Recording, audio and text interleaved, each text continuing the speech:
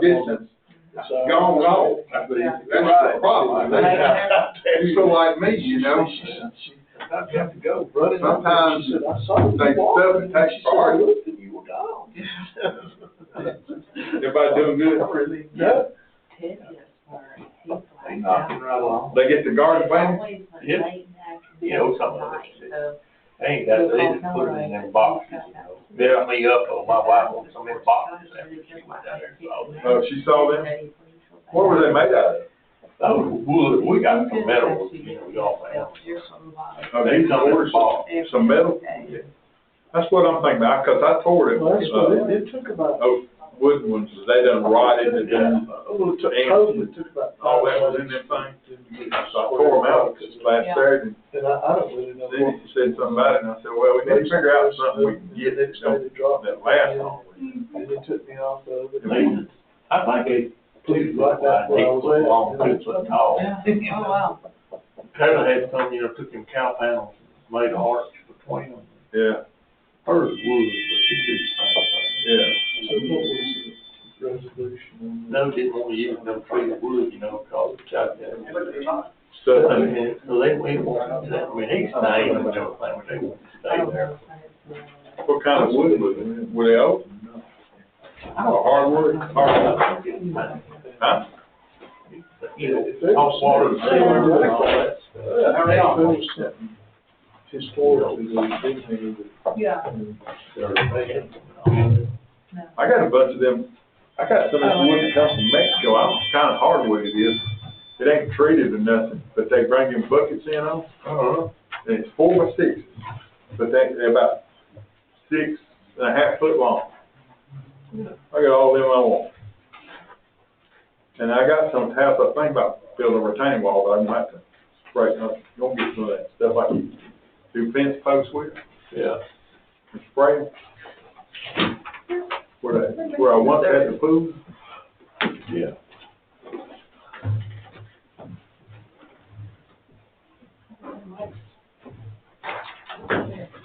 Yeah.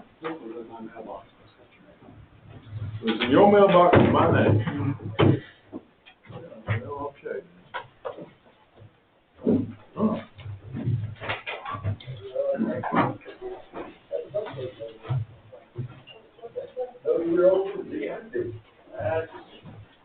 Well, there wasn't nothing in my mailbox this time, so I think that's why I was getting ready to be out. Hello. Figure we're on too, I'm gonna get some meat. There you go.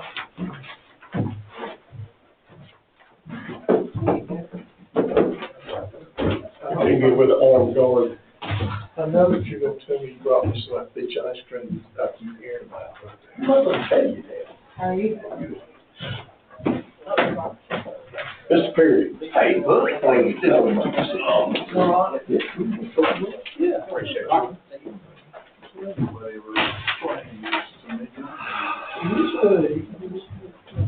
What's the case for case for a couple $100? Yeah.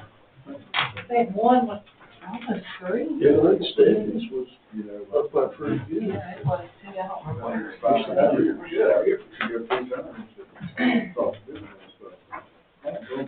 But ain't nobody approached me about it.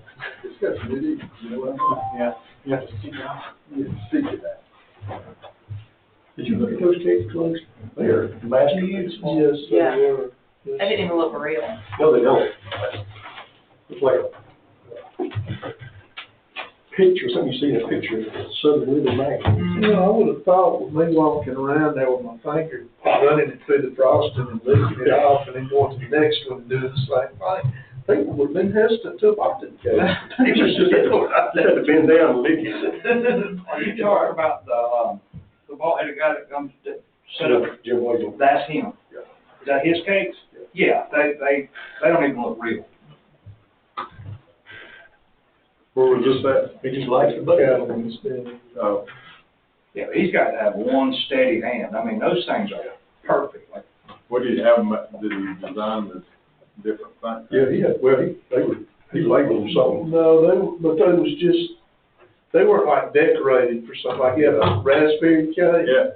But it looked like every raspberry on it had been surgically placed. Right, Yeah. I got you, in other words, it didn't look like. It looked like a Southern living cake, not an eating cake. Not one of them that we made at the home, man. Yeah. You like your office? Yeah. Yes, Did we pay Kyle Bill this week? All Lord, maybe it's just me. I turned it down some. They, now, he had some decorated ones over there, I'm talking about. Yep. They had all Yeah, fancy these are stuff on like it. that. And the thing is I've known him for years, because he always done the farm festival here for the tractors in town, and I had no clue that this guy baked cakes, and we were just talking about it. Because I was standing on the corner, and I asked him, I said, man, them cakes look amazing, don't they? And he's like, yeah, they look pretty good, and finally he come out and said, yeah, I done noticed. And I'm like, what? So I get this lady, Angela Harry, who lives down Comer to make cakes for me. And hers, my mama made a really good strawberry cake. And me and my brother both agree that there's no need to call her mama back. This lady's got a strawberry cake. You know. And she does like stuff like you were talking about, doing theme cakes for kids and all. Yeah, she used to bring bakery items to the pharmacy up there. They sell them, you know, they have them in there with cards. Of course, I think Brad and that's because they bought a lot. Was, when you met you, I think you two probably remember, the, not the Roystonian, but, Royston Drive. Yeah. Out there, we're going toward the one, little hole in the wall. I used to be an old man that worked in there. He always baked the cakes. You go over and buy it by the slice, he'd always make you. I would send me home with a plate, just watch the plate and bring it back. That's been in the early '90s, but. I'll give you a day to figure that out. And then we'll. My wife can make a good one, but she doesn't about sweet. That's about different. My wife don't, and I just sit there. All right. Cindy says, I don't need it, she don't need it. Yeah. It's a lot of work. In the house, it gets eaten. Yeah. Anything else on different? There it comes. I haven't heard about We'll start. like these recommend. Let me put one question out there. This is not on our agenda. I hadn't heard from a while that consulting group that we hired to do valuation and stuff, and Robin didn't feel like they qualified. Yes. That was supposed to be good retail. That's been a year ago.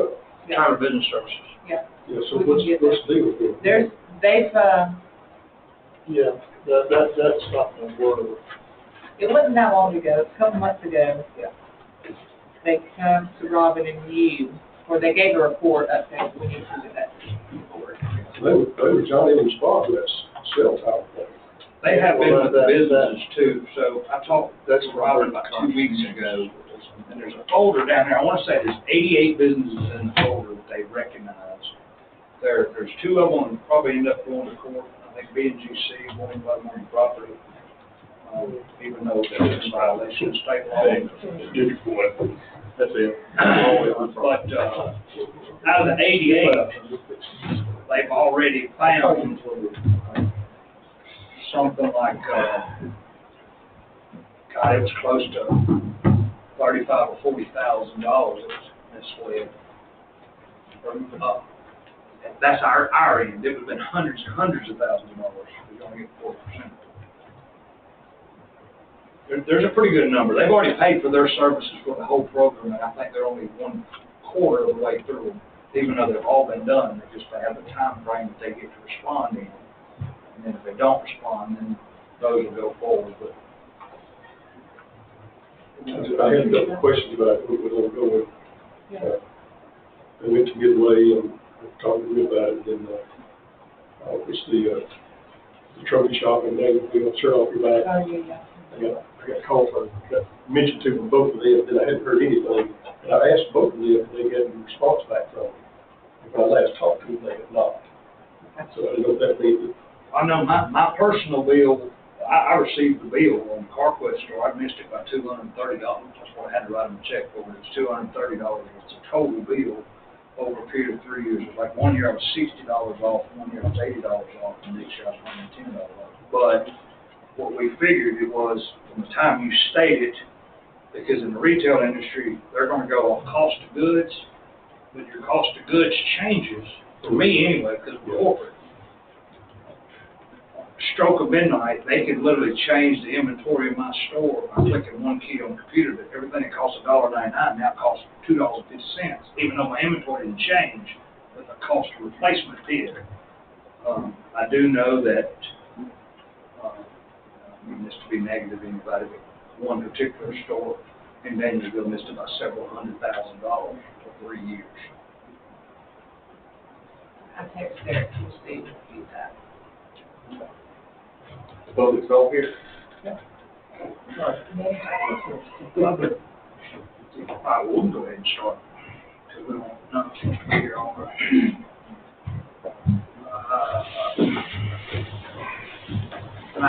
Look at that.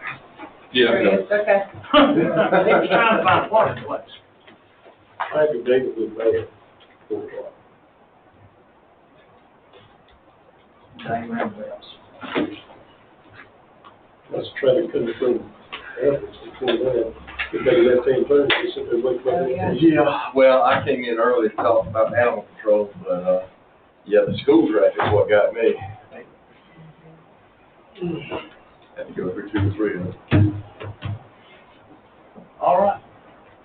So this will be Madison County Board of Commissioners 2024, April 22nd, 4 p.m. Agenda items to be discussed. And this is for the retreat. It's for the record. Gentlemen, after reading the emails back and forth about how to proceed, we felt like it was best to knock out, I think it was a consensus to knock out some of the things we'd already discussed before going deeper into the to the list. And I don't know how much y'all had an opportunity to review each item that we've already discussed, but I asked Mark to come on behalf of the industrial development part, because he's probably the longest sitting member that we all know over there. He can give us some ideas about what they've got going on currently today versus what may have been in the past versus how to move forward, and discussing potential mill rate calculations, stuff like that, and then the water department transition of how that's going to look in the daily operations of it. I know Mike's obviously attended all the meetings, but I felt like Mark was much more up to speed on the ins and outs of the water department, so I felt like it would be a good point of reference for questions.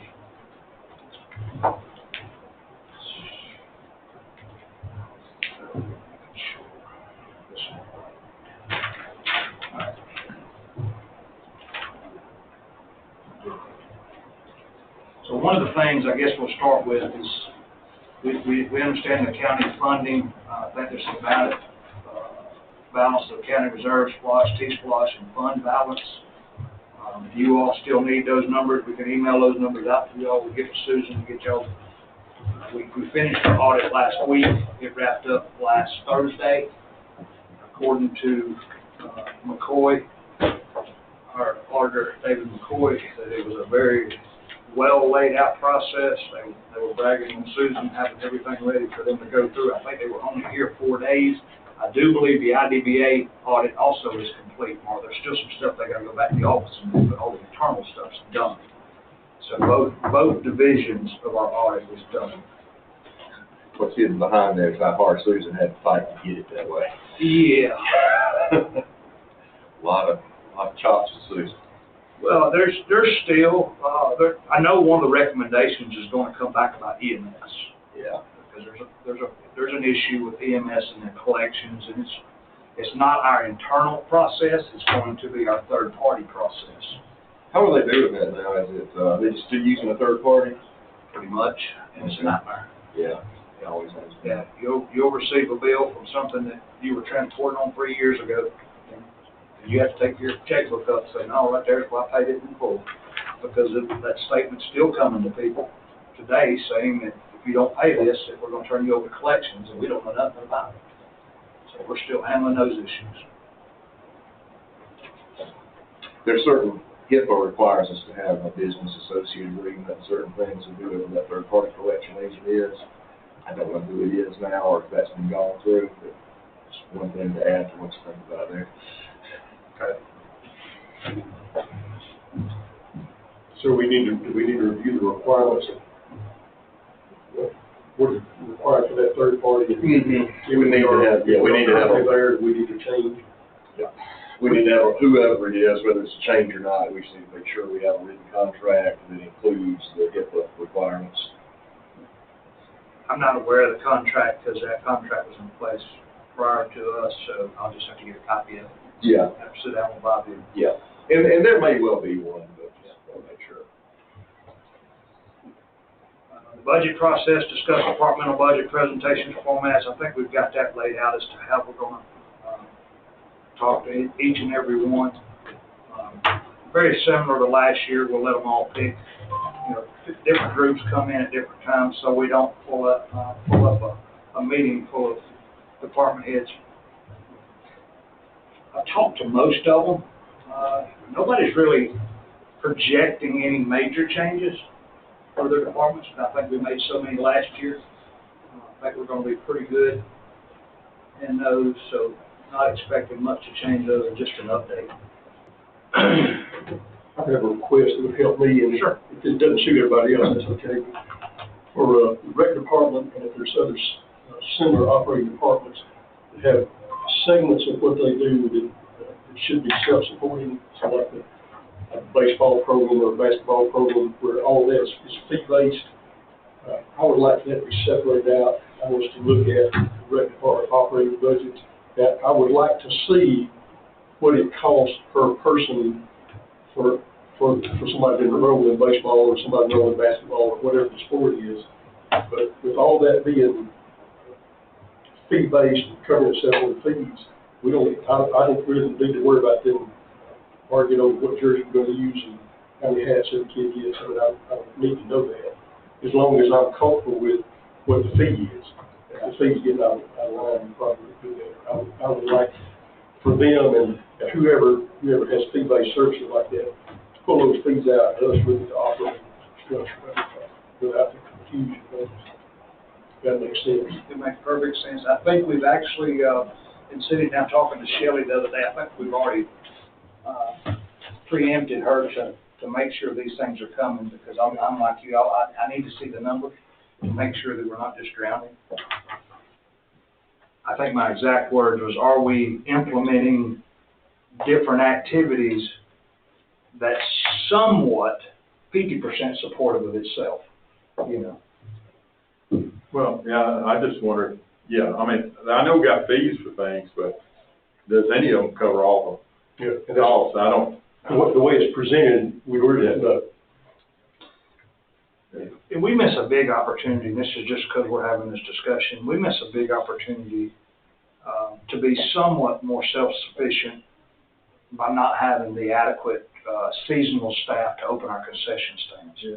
I sat over there, I'm supposed to be there tonight, it's going to be a packed house for my son's game, and I would just about bet you the concession stand won't be open because we don't have enough help. And one of the things that I'd made mention is the snow cone guy, like if we're selling hot chocolate or Coca-Colas, why do we bring in a vendor to get 10% of his cost and lose 100% of ours? It makes no sense. But either way, I don't know. I'm sure there's more to it. But he's not selling anything with snow cones, right? Yeah.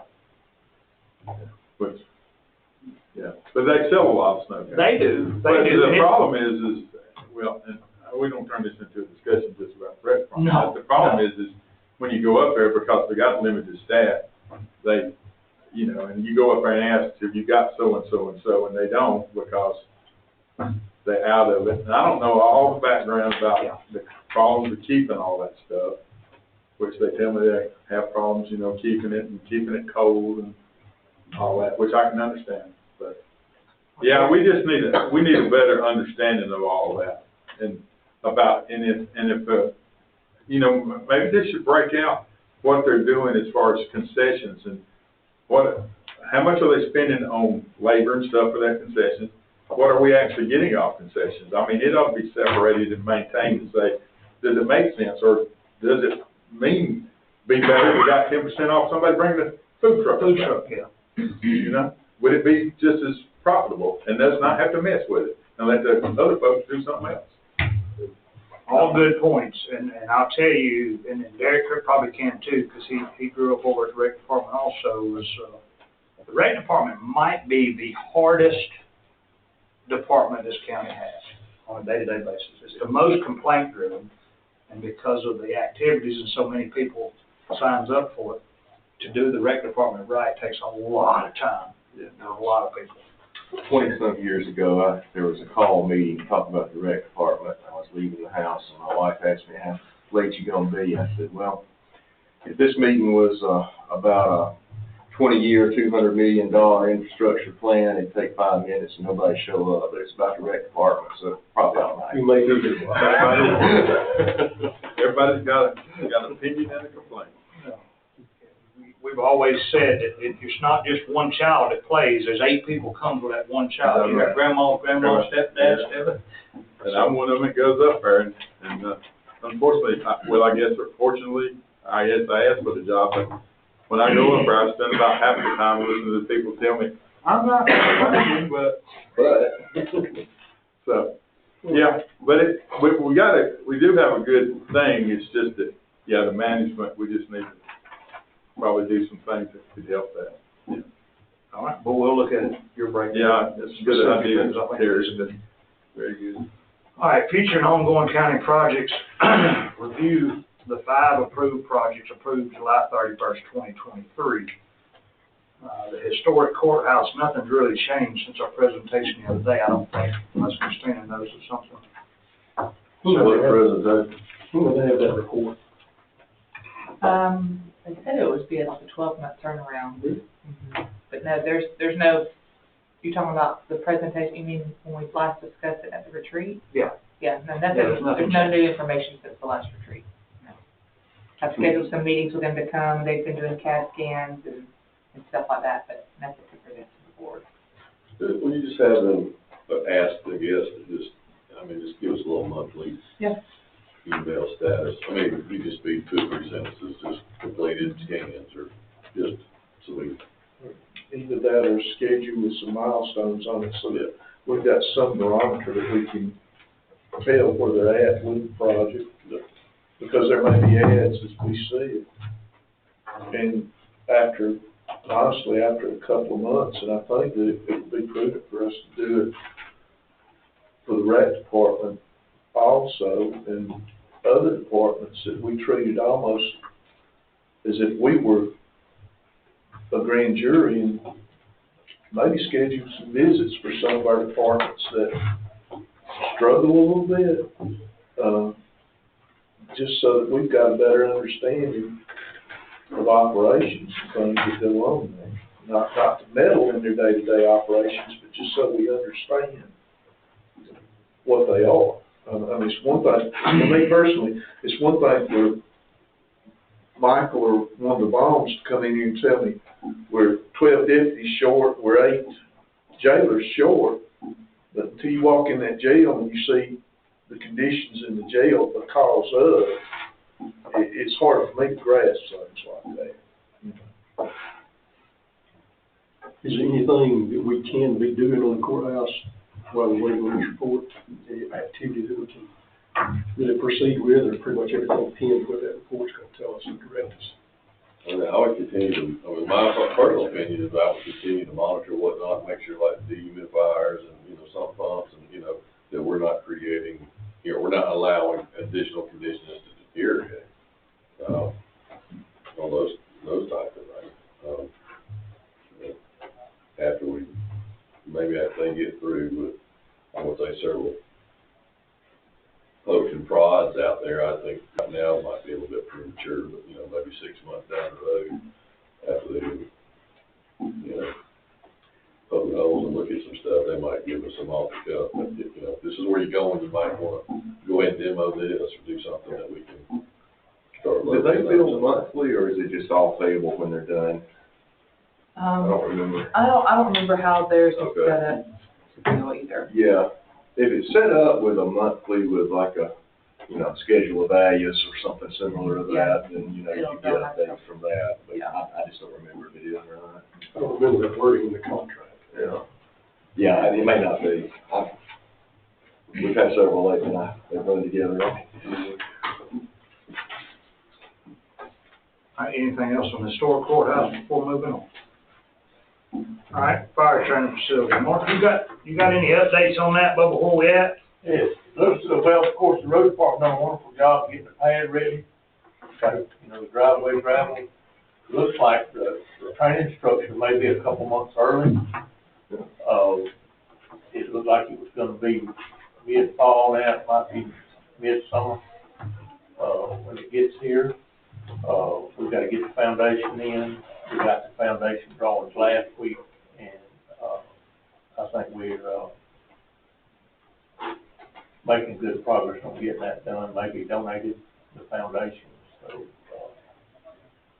that's, we'd like to get that done in the next 3 or 4 weeks anyway, to have a little curing time prior to the, and we'll see where the money's at as far as the other building.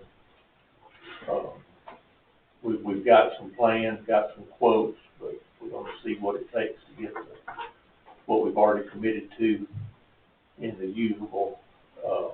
We've got the contractor that's gonna bore the Cobb Danielsville Road for water, scheduled to do that at the same time he's doing the lift station for Waffle House. We've got the meter vault, the backflow vault ordered, and hope to have that in the middle of next month. I think they're scheduled to be at Hull around the 15th of next month to do the lift station for the Waffle House. They're gonna do both, do the road board, the vault set at the fire training center at the same time. And then we're gonna get the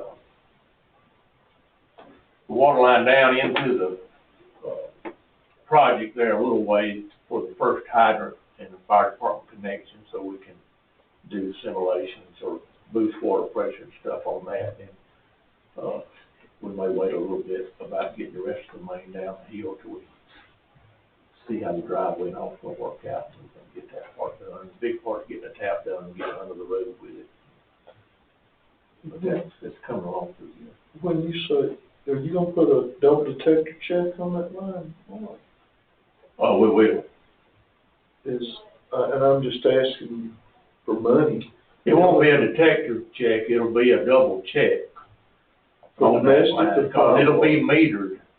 It'll have a vault with a strainer and a meter, and it'll have a short section of pipe, a fire hydrant, and then a second vault with a double check valve and a fire department connection inlet to where you could boost a sprinkler system, because we don't have anywhere to practice doing that on a building that's sprinkled that has a fire department connection on the outside of the building.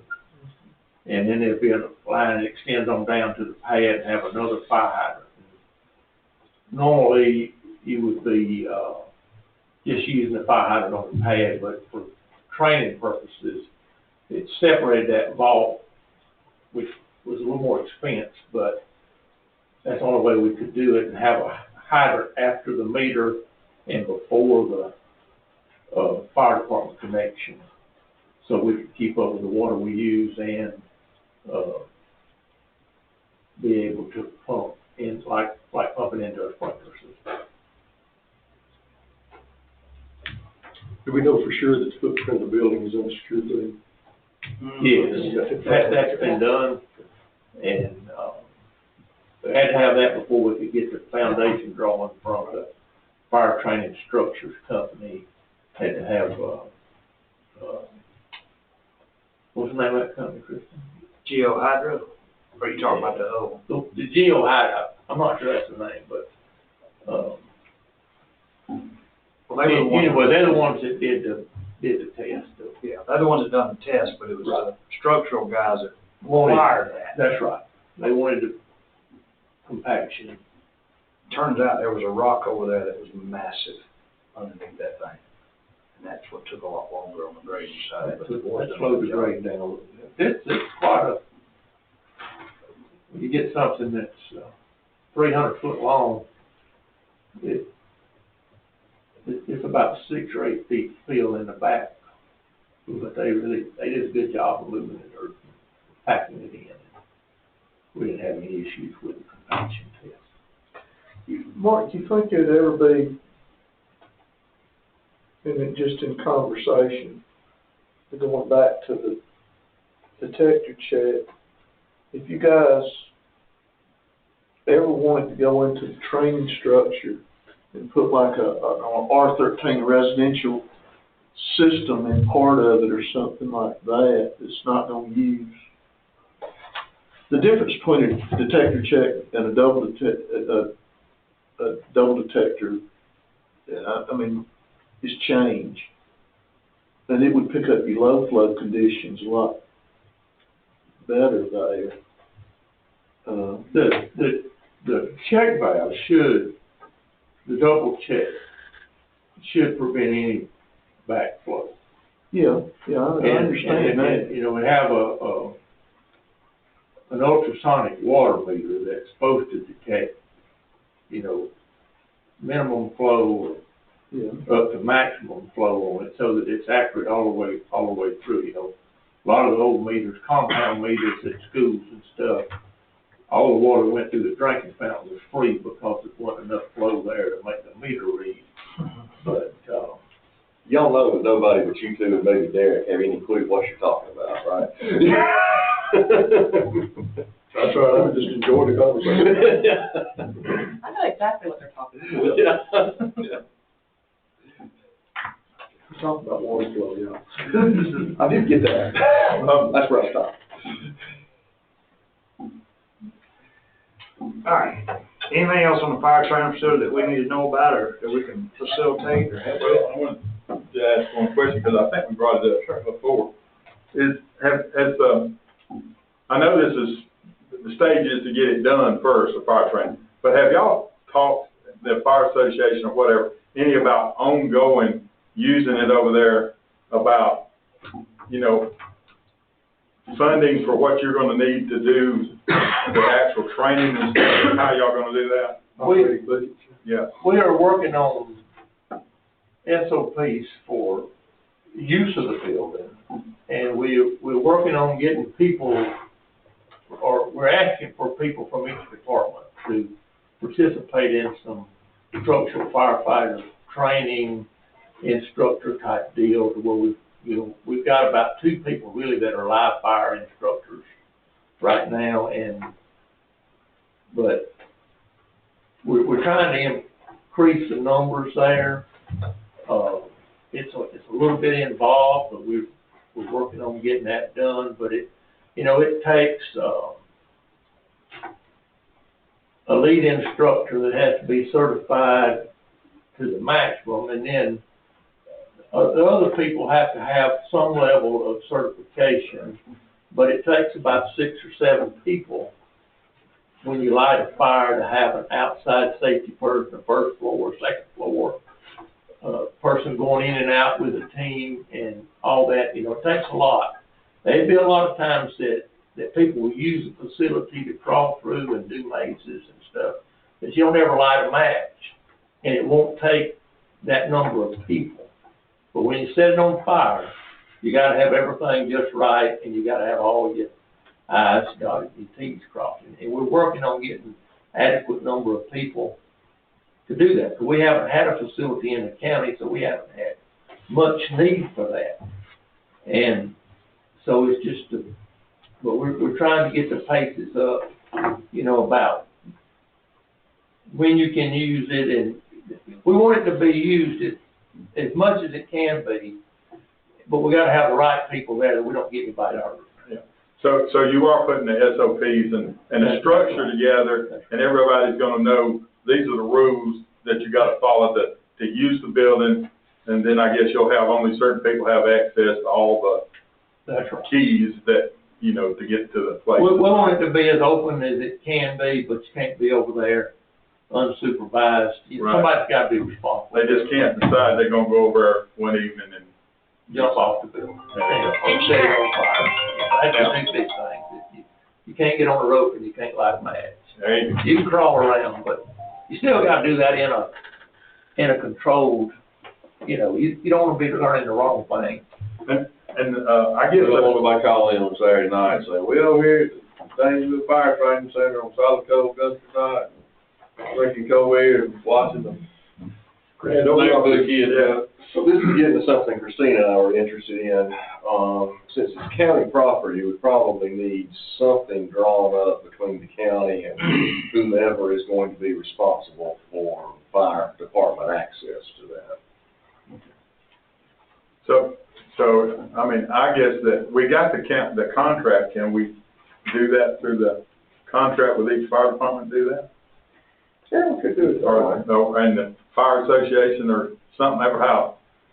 I mean, that's something I was leading up to, is to think about who is gonna be the, sort of the lead person, or persons here. Right. And so that's to identify who the county will be, that, make that official a connection. That's right. Yeah. We're working on getting that ironed out, hopefully before it gets here, or before there's any activity there. There'll be a training period just for that building that's provided as part of the purchase of the building. Yeah. And we're trying to get those people identified that will participate in that and be ready when it gets here, that we can make the best use of that time. The fire association you refer to, is that a legal entity, or is that a group of chiefs, or how's that work? It is, it's a private nonprofit that, Okay.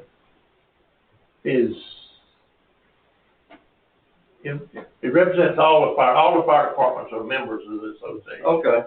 And the association gets, a varying amount of money, depending on their level. We pay now for the training.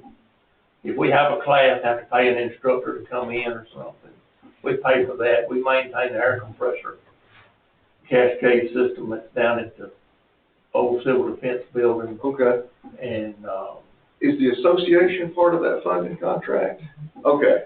I guess back many years ago when we originally did it, maybe that didn't exist. I remember it being just a separate fire departments and rescue, I think we called it. yeah, rescue is a member of the contract. It has a set amount of funding. And then the association, for a long time, the meal was split 70% evenly. 10% went to rescue, 10% was divided by the number of calls, and 10% was based on the ISO score. And a while back, we started putting up like a half a meal. I mean, a half a percent. It made that even split 69 or 69 and a half. This, depending on how much money the fire association had on hand at the time that the money was divided. And the most it's ever been is like 1%, which was, if it was $700,000 at that time, it would have been $7,000. And if they spend all that, or we have some needs, it could be 1%, could be a 0.5%. If we got a little bit of surplus, we don't put any in there a particular year. But once a year, we come together and decide how that's going to be divided. Okay. And would it be simplest then to make for the county just to contract with the association and make the association responsible for enforcing the access rules? I would think so. Yeah, probably makes sense. that would be all right, because everything that the association does right now has to be 100% unanimous. Oh, it does. Okay. We don't have any split votes. Yeah. And sometimes that makes it good, sometimes it makes it like a rec department meeting. Yeah. Yeah, I think from the county standpoint, it'd be easiest to hand the keys to whomever is the president of the association and say you're in charge. But I guess moving forward though, just in my mind, because there's physical asset here that is gonna be shared by the fire association, but at the end of the day, it's still on county property, so if something bad happens, we may not be the first one on the list, but we're gonna be somewhere down there on the list. No, I mean, when this thing, before this thing goes into operation, we'll need to add it to our insurance schedule, property as well as liability. Well, I guess what I'd like to see is, and Brian informed me just a minute ago that basically annually it just rolls over and rolls over. Well, now that we've changed a little bit of the dynamics of the relationship, because we put skin in the game besides what's donated or contracted to the fire departments, now it may be time to revisit the contract to make sure it's Up to date. yeah, Okay. you know, I just stumble all over. Well, we do it this way because we've always done it that way. Yeah, and I really have a problem with that. I'm sorry, but you know, I appreciate everything y'all do, but in any situation that the county has a contract with an outside entity, that is something that I think for us to apply due diligence in our roles here, it may just be a review and rubber stamp, but at least ways we ought to do that. well, I agree with that. We've had some discussions about the contract, and we talked about making changes to it at times, and we haven't really done that. I think one time we talked to, like 1% is the, One deal. yeah, one meal is what we got going, right? That's right. Yes. And say, at one time, even Todd suggested that we change that to a certain number, and, you know, we just couldn't come to agreement. I agree that we should sit down and talk about that and do it. But it's not just been just this, there really hasn't been any issues, and we really haven't had anything of this magnitude to discuss with the fire department. So I don't think it's a problem with Mark for talking about that and then rewriting some stuff that has to do with the, with You know, the contract building. has a section in there that any changes that you want, either party, the Board of Commissioners or the fire department want to do, need to be sort of addressed by November in the year for the following year, and then it, you know, both parties have to agree on that.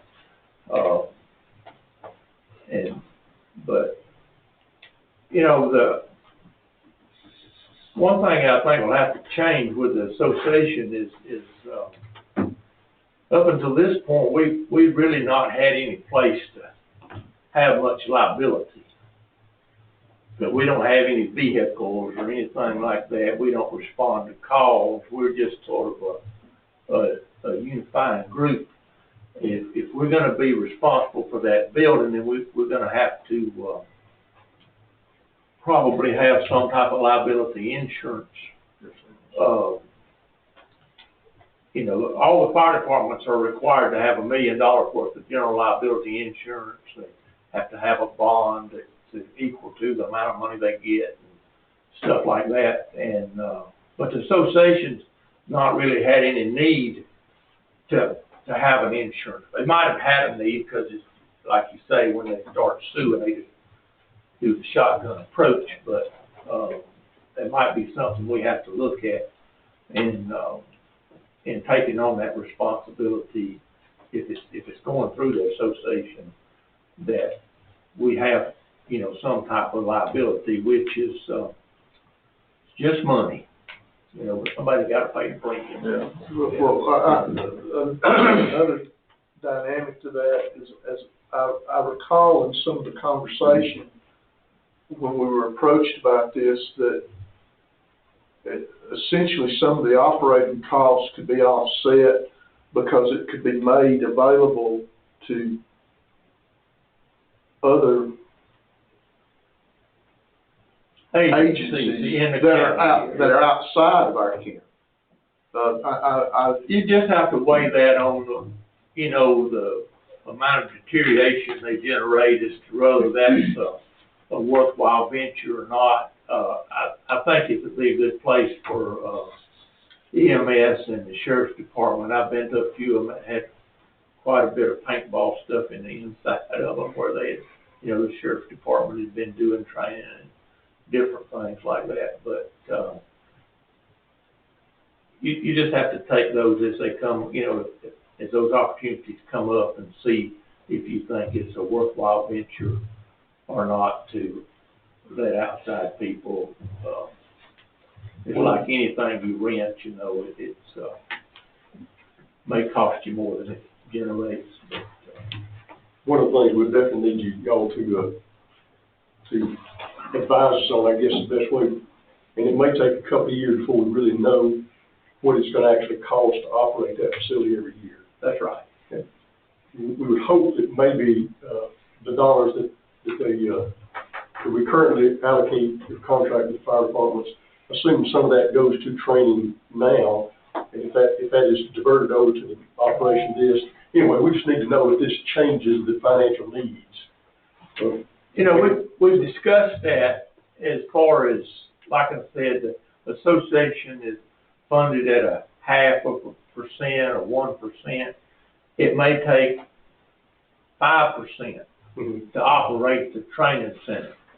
5% of 1.2 million would be about 60,000 or something. You know, it might not take that much, it might take that much, but we agreed, you know, when y'all agreed to fund $1 million that we would pay the power bill. Okay. And we don't know what the power bill is gonna be, we don't know what the water bill is gonna be. But, you know, and any other things, if it has to be insured or whatever.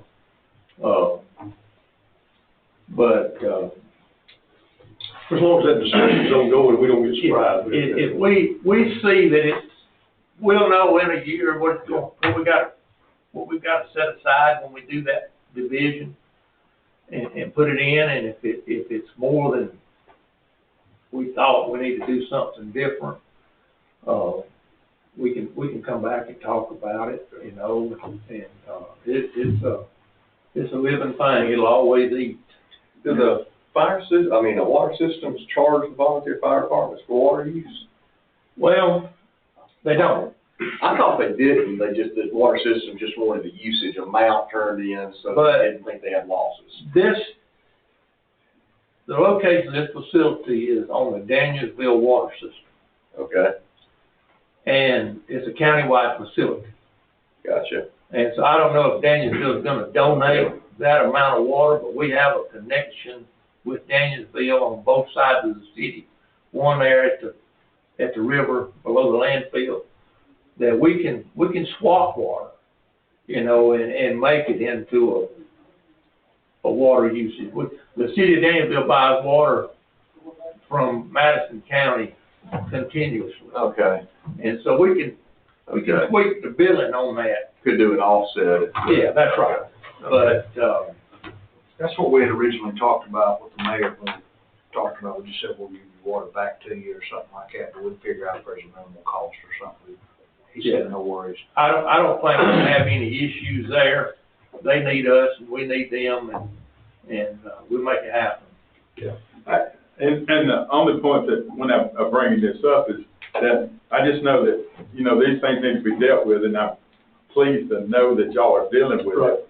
And then the other part of it is that just ongoing communication with, you know, the fire association or whatever has that entity back to us, you know, is going to be a critical thing. So we could probably be asking for more information just so that everything's just known and keeping track of what y'all going to need as far as like any future funding that might need to be changed or whatever. I'll only just give you a heads up that we've talked about this for the last couple of years, and it's probably going to come up for discussion between now and November. But in 2008, a mill was generating $669,000. Right. And in 2009, it generated about $510,000. And, you know, that $669,000 was split 12 ways.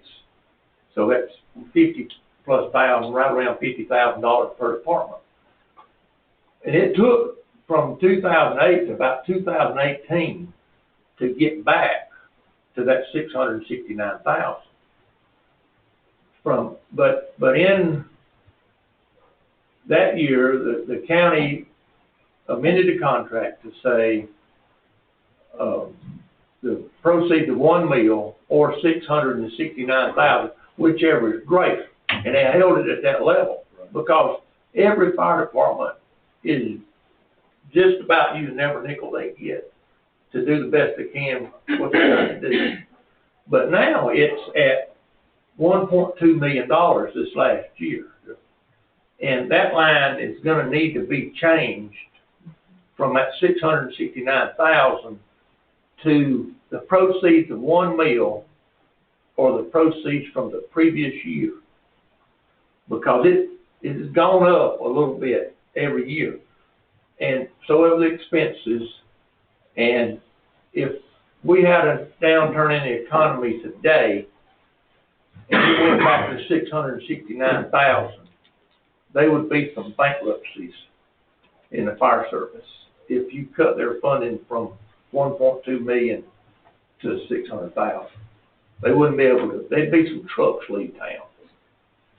The only problem I see in that, and it's just, I'm just saying from afar, is you got some departments that do really good with managing their money, and some departments do not. If they get $1, they spend 99.9 cents to keep it right there on the edge. And that's the only problem when you get into that situation. I ain't picking on anybody in particular, but there's a couple.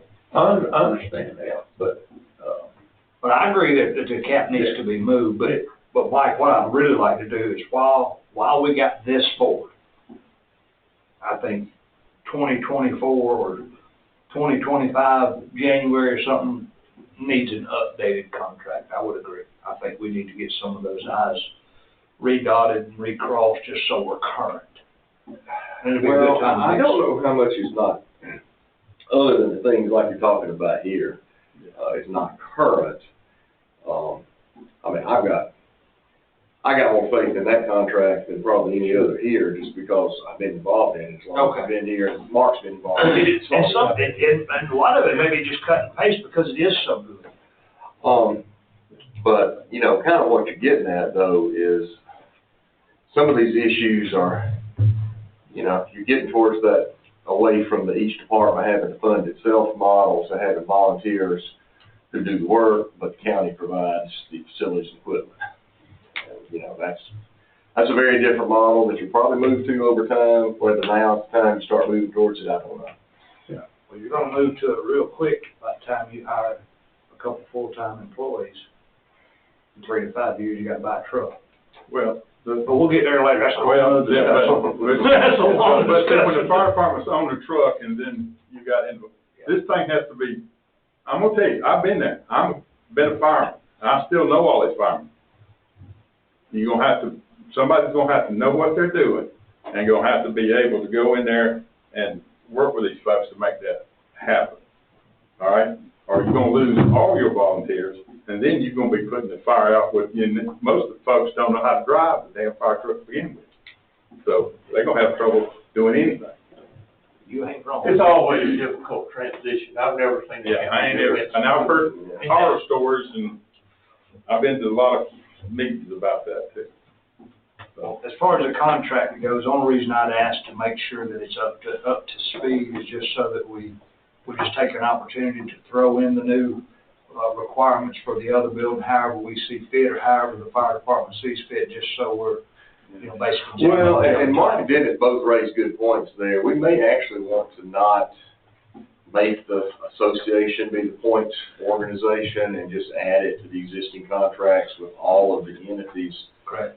Which means we're gonna need all the detail that they're working on now to put in that amendment.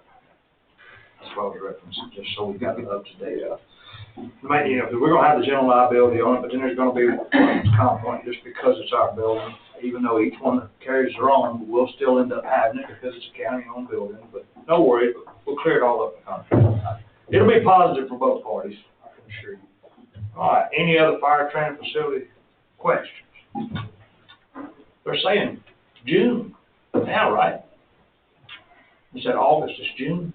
Yeah, I mean, as long as we got the foundation in, that's all right, but it's,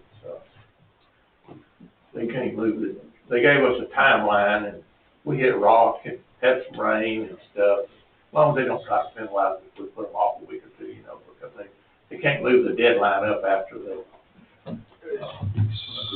Yeah, as soon as that thing's accepted and installed and accepted, we need to give Dan Horn the value of it for our insurance. I've already talked to Dan, Okay. we're carrying some type of insurance with that piece of property, and that, it's like a pre-construction job site, of what we've got covered on it now. Like builder's risk. Yes. Yeah, okay, but once it's completed, Right, accepted, yes. it converts to the, Yeah. other coverage, yeah. All right, road department reallocations. Relocation. So all I can tell you on that one is that, they are still clearing trees, and I think he said they may be done next week, if weather permits.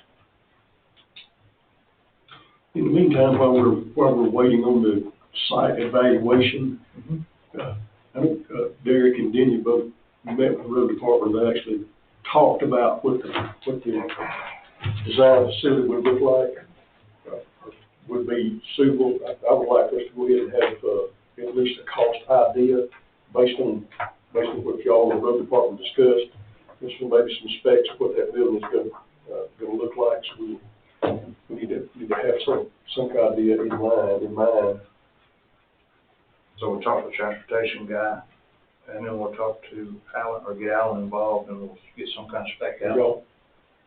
Well, we took a tour of the facility and, besides, what's out there, I mean, I specifically want Alan out and pointed across the university tire shop, that's what I kind of envision you need. Now, you tell me you have to pay or 21 feet of office space, just kind of, and what I'll say, he was generally in agreement, that's what they needed, maybe with some adjustments, but, I mean, I think that type of square footage of open workspace and some office, whatever the office space is.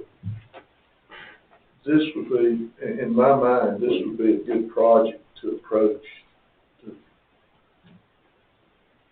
send out an RFP to 3 people and do it as a design build, where the engineering, they meet with the county, they meet with the user department, the contractor builds the specs, and then we've got approval all the way through the process of what they do.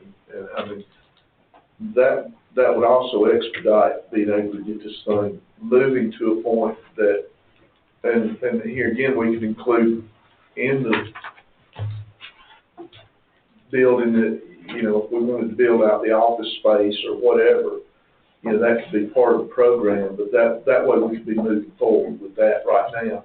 And it'd be ready that as soon as the site's ready, is it oriented north and south or east and west? That doesn't matter. You got to be able to plan in. All you got to do is fit it into the site that you've got available. So, Right.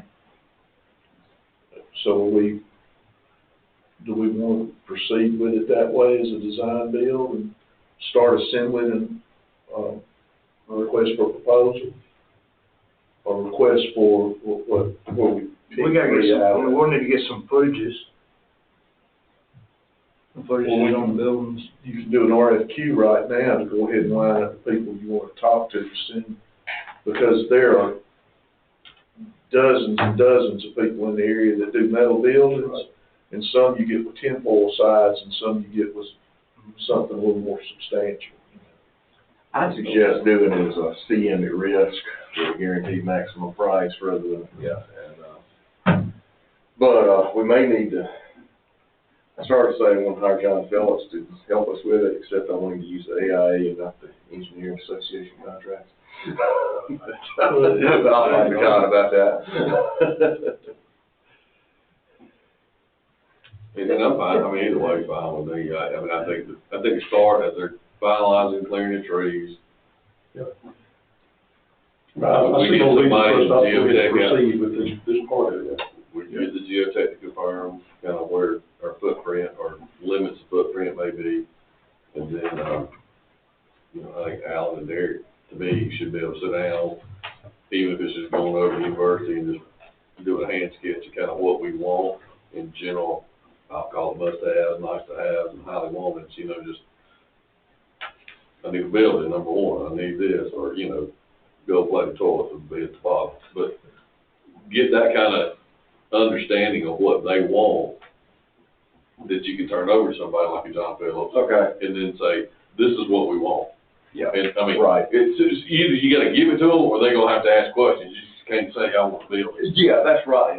Yeah. So, They need to do that first, then we either turn it over to John, or we could go straight to an RFP with it, but that, we're gonna have a lot of pre-bid meetings if you do it that way. yeah. As of right now, there is $0 allocated for that move, just so y'all know. I'm sitting here looking back at our notes from 23, and we got notes, we got down road department relocation, but the only dollar figures allotted was based off a $2 million grant with $500,000 general fund match. That's what that says. Well, I mean, then that'll be a decision for the fund, but Yeah. I think that the premise still stands. The great, you know, I don't say the greatest need, but one of our largest needs is space for the rec Oh, park. absolutely, I agree. And it makes no sense to me whatsoever to decide to use the land that's already there with it and repurpose that space. That to me is, you know, location for a facility that can be across the road and down the hill, that can be outside. All right. Any other discussion on that before we move to Comer Highway 72 water main? So the action item on that is let Alan and whoever else you see. Alan and Derek, their team, Okay. develop a, you know, a desired facility Yeah. footprint and expectations, or, you know. Alan and Brand. And then, I guess that we'll need to allocate some money for, We'll do that during budget. That's what, I know that, but I'm just saying, it down, that's what we're gonna do. Yeah. I mean, now's the time as we start to develop the budget, make sure we did, but if we don't get an idea of what we want, then we'll be talking about this And so, yeah, December. we need to, so we're gonna need to know sort of what we got.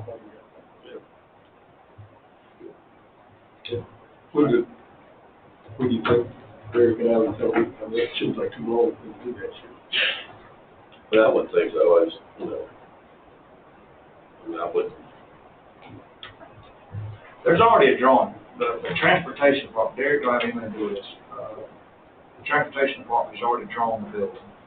That they said that they'll need to replace the building, how it lay out. So, Okay.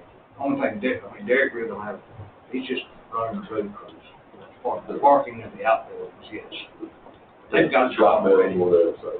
They got a building. Okay, so you're a long way along, so you and I can talk about next steps for an RFP on it. Sure. Okay. And the other thing that I would take into consideration too, that we're talking about and making sure is, and I don't know the answer to this, but for like the fuel station right now, is that completely owned and we're just buying fuel? Or is that We're a, completely on it. And the cost to relocate it is about $150,000 to move it, but it's in such bad shape, ours won't move. well, we got underground tanks and all that, so, I mean. And they're But sold. there's, my point is, it's working with John, we get to understand on how much diesel we need, regular fuel.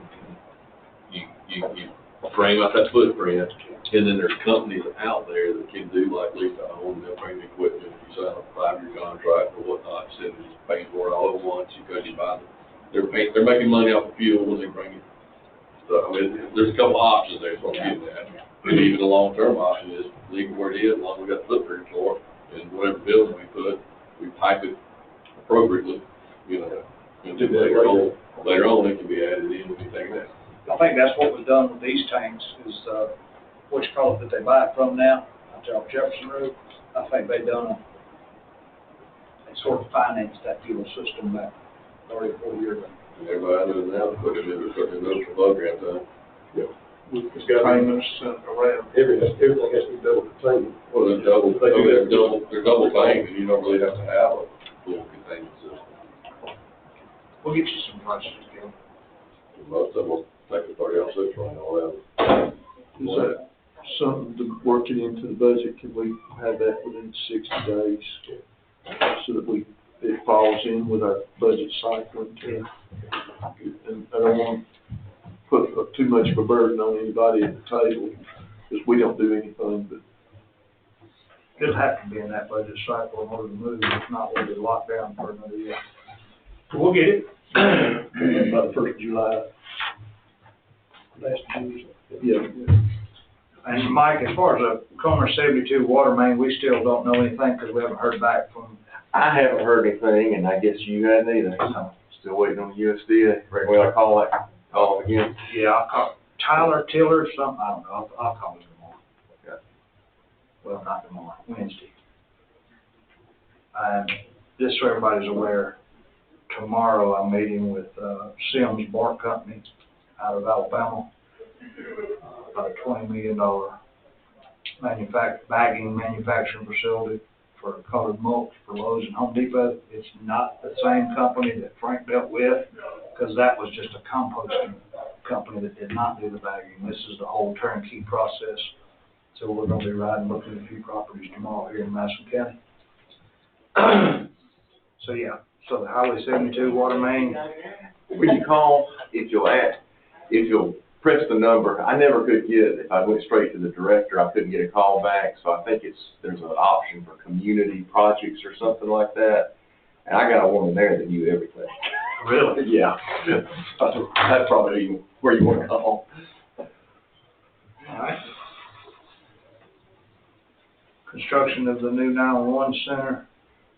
The only thing I really had to update on that was, I know we talked about Danielsville, not Danielsville. That particular location was the one that Brennan had said would work for him, and that's also the location that Bobby said would work for him, being the old parking lot from the furthest end towards the second roundabout. I know there was some discussion about maybe moving it somewhere else. I'm open to any ideas. The way we had originally discussed it was the elevation of that property, doing an upstairs, downstairs type unit. So we killed two birds with one stone, but I am open for any suggestions on any other properties anybody would like to look at. Currently, our 911 station that we have now, in this past year, for some reason, we had a wall drop about 2 inches. We don't know why, because it's a slab floor, but right in the center of the building it dropped. We have a very low ceiling height in that building, and we have AC problems. So I know it's been on the board for a couple of years. We allocated $1 million to it back in '23. So I don't want to get tangled up too much in the weeds on the location. But I am open to whatever y'all would like to do, and I can follow through with it after that. One of the questions that I have when we talked about this at our last retreat, the message I was getting was we need an EMS station as well. Is that a need also, or can we separate the two? Is there an issue where the current EMS station is there, where the water tower is? If so, to me, it becomes a much different issue. Just looking for, if we're talking about just the 911 center as opposed to 911 and EMS. So there's really not an emergency need on the 911 center. I'm sorry, the EMS station. Right. The EMS station that we currently have it works, but you are going to be moving your road department over there with running big trucks in and out all day. That particular building could be used if 911 was not in it. That building could be used for your recreation department offices, because recreation department offices are not open in the evenings. They're only open during the day. So as far as our office staff goes, we would then have an ADA acceptable building for recreation. The main reason for moving EMS from the current location is to get it off the top of the Isla EMS station. Our Isla EMS station is 6 miles up the road, which puts us geographically a lot further distance from where their primary source of call volume goes. And about 3.7 miles between the two. I'm sorry, yeah, you're right. And getting it back down here was like the 6 mile range. I think that's what it was. And that's what they were trying to do, is get the stations off the top of each other. Currently, the one in Isla we rent, we make a donation, I think, for that facility. Yes. Because it's in the fire hall. Yeah, it's inside the fire hall. And that's not been the best of situations at times, but it works out good for some. But it works, and, But I really was focusing more on the fact that I can build up cheaper than I can build out, and trying to stack the two buildings, because 911 has to be an animal in itself. They don't really want a bunch of windows.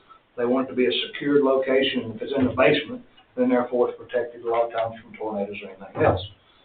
So when we done the math, and I looked at the $1 million, and I thought, okay, well, I can get hopefully 2 for 1, or really close to 2 for 1, was the main reason that we had talked about doing them both at the same time, but also the need of the rec department officers.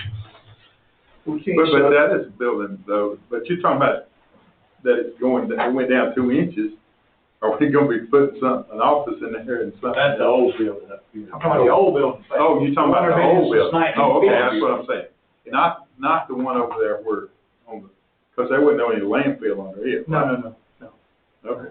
I'm talking about the 1950 house. Yeah, Right now. yeah. Well, that always, I mean, it's been known that for years.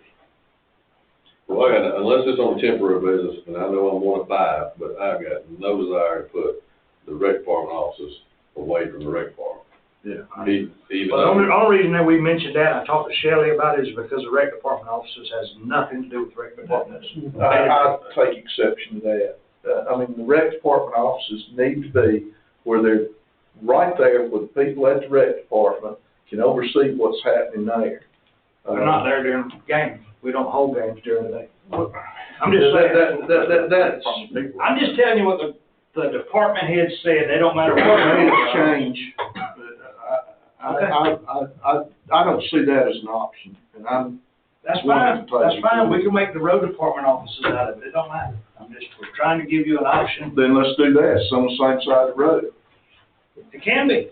And to me, that makes more sense. We're thinking of creating, more space for the rec department to grow, then I think it'd be logical at some point to consider a location for rec department offices where the rec department grows. It's just another building you gotta build, I don't care. Well, obviously, the one that's there has been there for a long time, and there are issues with it, it's small, it's upstairs, it's not ADA, but at some point in time, we're gonna have to fix that anyway. So we're not talking about EMS and 911, we're talking. We're talking about both of them, apparently. No. The question was asked, why do we need to move both? My question was, do we need to move both? And I was giving you the reasons of what the thought process was to free up space. So here's what Even if you move the road department offices, then you still could use EMS being above the 911 center, so you could free up that building for the rec department offices. So here's the information that I would like to see, or would help me in understanding this better, is if I saw a county map and I had dots on it where the call volume is, in reference to where the current ambulance, the EMS stations are, that would help me understand if there's a burning need for that, for the EMS to be in a different location. Maybe that question's already answered, but that would be just the way my mind works. If I saw some dots on the page, here's where the call volume is relative to where the EMS stations are. And on top of that, geographic location, because call volumes can move based on development and change. Correct. Traffic patterns. So to say that we need something here today, and I know it can often change, don't get me wrong, I'm just saying, but when you overlay call volume with geographic areas, it might not be as efficient to get there as far as a call volume standpoint, but that zone could be covered. You're gonna be looking at south and east, with your call volumes. Where I want to get with this is I want it to be a learned decision, educated decision. I want this to, I think it would be better, whether I think or whoever thinks, I would like for us to have information to tell us where it would be best. And, at that point, then, if it needs to move, and if we're talking about, then we can, in my mind, would work better with so then do they couple it with the 911 center, or do we look at other opportunities for 911 center and keep them separate? Anyway, I just need more information before I feel like I can. Well, I think Mark he'll probably be the best one to answer the call volumes, but call volumes for Danielsville EMS station is south and east. So either towards Comer or back towards Dolphville, because of the relative distance between our Danielsville station and the Hull station, and the population between it, and the Danielsville station and the Comer station because of the distance between them. Because there's no call volume in Hull, I mean, not Hull, sorry. Harrison has a very small call volume. But they got the law, they're taxpayers, Yeah. and they get it. I get it. Yeah. I'm not And that was saying the point I was fixing to make, is right now, they feel, I'm talking about something else, not that topic, go ahead. because right now Harrison and that area down there, out the Clover Farm, all that stuff down that way, see, that throws away from, like, response time on that. I mean, it's almost the same way with the fire department down there, because there's not really. It starts at Hull, Lee Sanford is the highest call volume for a fire department. Right. Because more of their territory is in Madison County. Because of the location of the whole station, you throw a rock to Clark, Oconee, Overthorpe County, they're a close second, tit for tat, Hull and, if Hull station was moved in a little bit, they would have the highest call volume. On the south end of the county. Right. You get to Carlton, Collins, Harrison, over on the north side, east end of the county, the call volume is very low. The Hull EMS station is the busiest station. There's more people there. That's it. They're the busiest station. Danielsville's second, but none of Danielsville hangs out of the county. Their primary territory, their whole circle is in. Comer's, off the edge. Isla's getting close to the edge. There's more population in the south end of the county. But I can tell you calls right now where they paid Danielsville first responders, and it was Station 1 or Station 2 or Station 3 or Station 4, because you don't get to pick where the second call comes from. When the truck leaves the predominant station in that area, then, it's the next closest one. But there's as many calls in the Danielsville area that's run by a truck other than Danielsville right now. And it's the same way. You got them spread out. The first call, they get the luck of the draw. But when that truck goes out the door, then, you may well have a call from Harrison that's responded to from Hull, because Danielsville's out, Comer's out, Isla's out, Well, and the perception is, I know there's not as many calls, but the perception is, every time I go into Harrison and meet and talk and everything, is that they're looking at their response times as being longer, and that there's no in their area. And then sometimes they do have the longest ones. I mean, just because there is not, even that first out is coming from further away than anywhere else. Now, whether that, you want to put it makes sense to put a station there, but I just say you just got to take that into consideration when you start looking at it, the perception of the folks down there. And yes, they are, they citizens of Madison County, and they don't, there's not a real, Harrison's got a fire station down there, but then that's always what they talk. Well, we got a fire station, but we don't have a EMS station or anything else close at all in that area. Mark, you've been doing this about 50 years with EMS both. Well, where would you think, if an EMS station had to be built, or if we chose to move, what do you think a primary location is? Well, I think that needs to be, call-based. I don't know every call, and I think you could put a dot on the map for every call, in the last month or the last year, and see where they're at. You're talking about relocating a station or adding a station. Fortson Well over there at Wildcat Bridge Road 281 is 5 miles from the Harrison station, fire station. The Clover Farm is 5 miles from the Danielsville station. That little stretch in between those two is no man's land. If you had a station at the Clover Farm, You know, they got a good road back to 29, back to Danielsville, back to Harrison, but I don't think their call volume would be, anywhere close to what the other stations are doing right now. Now, if I was the one that was having chest pain, I think that was a great place, you know, if I was in that area. And that's what they say, yeah. You know, it's, but I think that the idea of plotting your calls and knowing where they're at. And like I say, it 50% of the time, the closest ambulance to you is not the one that responds because it's already gone. And that's, I mean, that's pretty, if you look at all the calls that go out and the EMS station that they send with a particular fire district's first responders, it don't match about half the time. Right. You may have a Hull truck or a Danielsville truck going to Comer or Carlton first responders because that truck's already out on call. And you don't have any real control. Sounds like there's a science of this that people like you and Bobby Smith know that the rest of us probably don't. What's that? There's probably a science of how you do this and backup stations and all it is, that. But you know, you gotta just gather some data and that's history you do it. You're planning the future on history. Right. And, you know, and things change, but that's the best information that you have is, you know, where you've been having the most calls at.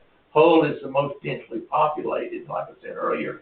They would run the most calls, but the way the fire districts are divided at the halfway point between two stations, and you got a station that's half of the circle around it is outside the county, it impacts their call volume. If they were closer in, they would. Well, there's a art and a science to it, because you can't, I mean, we're relocating the fire station in Athens right now, and we're looking at, you know, it's not call volume, we're looking at response times. If response times, the majority of the address is in there. I'm not saying call volume shouldn't be part of it, but there's a sweet spot for that window. Well, in the fire service, your optimal goal is to have an engine within 1.5 miles and a ladder or service company within 2.5 road miles of the location. And when you're a class 1 fire department like Clark County, every point counts. Yeah. And if your distribution of equipment is not right, then you're not going to get the credit. Yeah. I mean, the point of it is really in Madison County, if we had the money to do it with, you'd put another one up there on the north side, because that's where we planned on development and all that's gonna be, and you're gonna have one towards Hull and out in District 1, out in Denny's part over there in Sanford all. And then we'd have one down here at Adams Clover Farm, something that'd be closer in to those folks.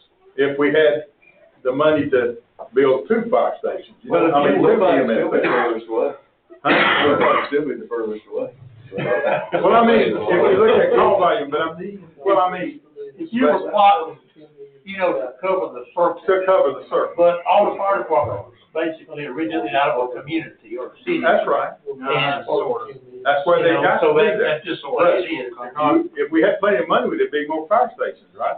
That's right. So, not trying to get off the point, but the call volume also is dictated by times of day. Hull's call volume is the most call volume at night. Danielsville's call volume is the most during the day. And it's mainly because of one thing that we had to argue 3 years ago with the Board of Commissioners about water rates was City of Danielsville, not trying to play mayor. The fact is, we got 9,000 people, I'm sorry, not 9,000 people, 6,000 people here from 8 to 5 in Danielsville. So at nighttime, you only got 600. So that was part of the key to it. But that's ended up why the county water rates are so crazy right now. But either way, all right, so. Let me make a suggestion on how to proceed here. Why don't we get Mark and maybe a couple other folks from the fire department and Bobby from the EMS to sit down and say, okay, best case scenario, what do we need? And if y'all gather as much information, whether you call volume, geography, whatever criteria that you use, and create for us an idea of where you think would be the best ideal location for a 911 center, the best location potentially to relocate the EMS station at the water tower, and the possibility of them being together. And y'all y'all bring us a suggestion, and one of the, in thinking about this, one of the buildings that the county does own that already has a basement, again, if you're thinking about separating the two, the old multi-purpose building, where the extension office is currently housed, and there's a lot of room there.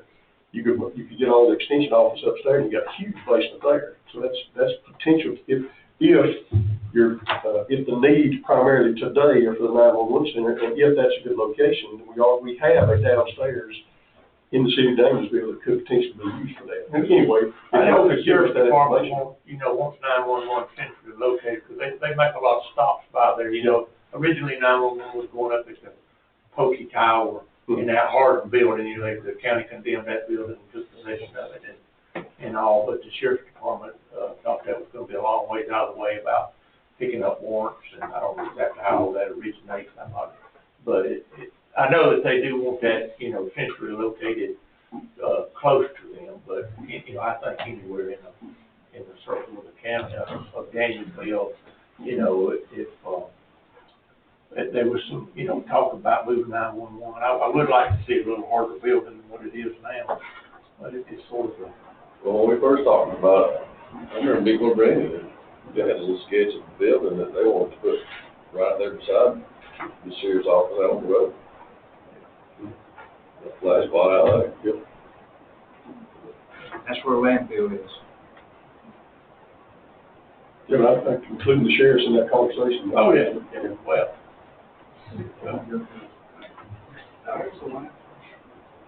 If y'all had to pay more, you could afford it.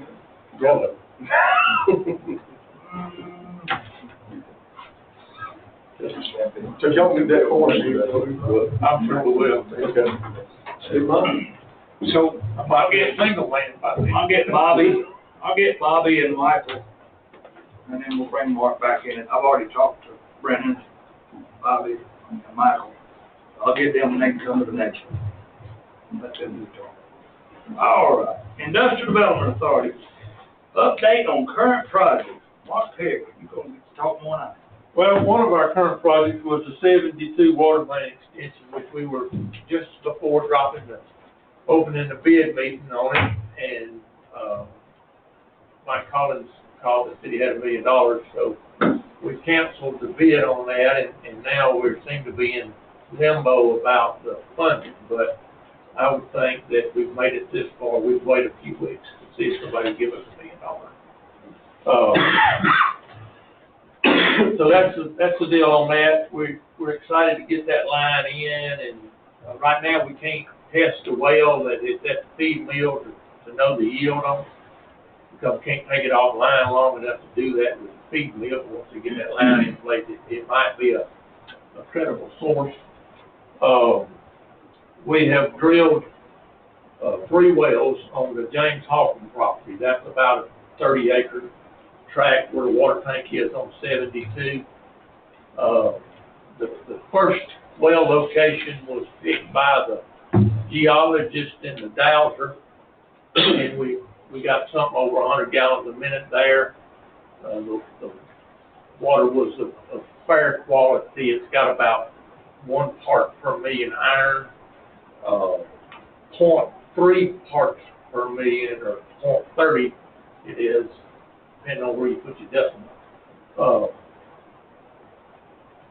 is the maximum limit of untreated. So we will have to filter it some, but the well at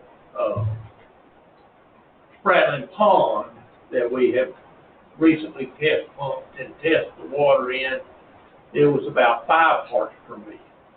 And so the filtering of that was going to be quite a bit more expensive and take a bigger footprint to house the filtering than the ones at James Hawkins.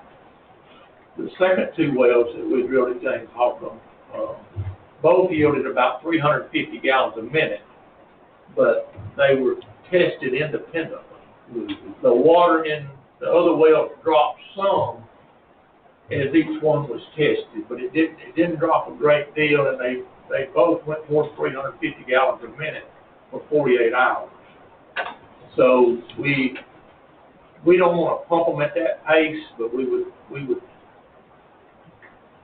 we would like to do right now is pump one well at about 200 gallons a minute for 6 or 8 months or so, and make sure that it doesn't have a negative effect on the aquifer, and that we don't start getting complaints from neighbors that their wells are, you know, having issues. And then we can try to develop a second and third one, and see where we're at. We've got the one in Spratling Pond that we can develop. It's like I say, the iron is pretty high there.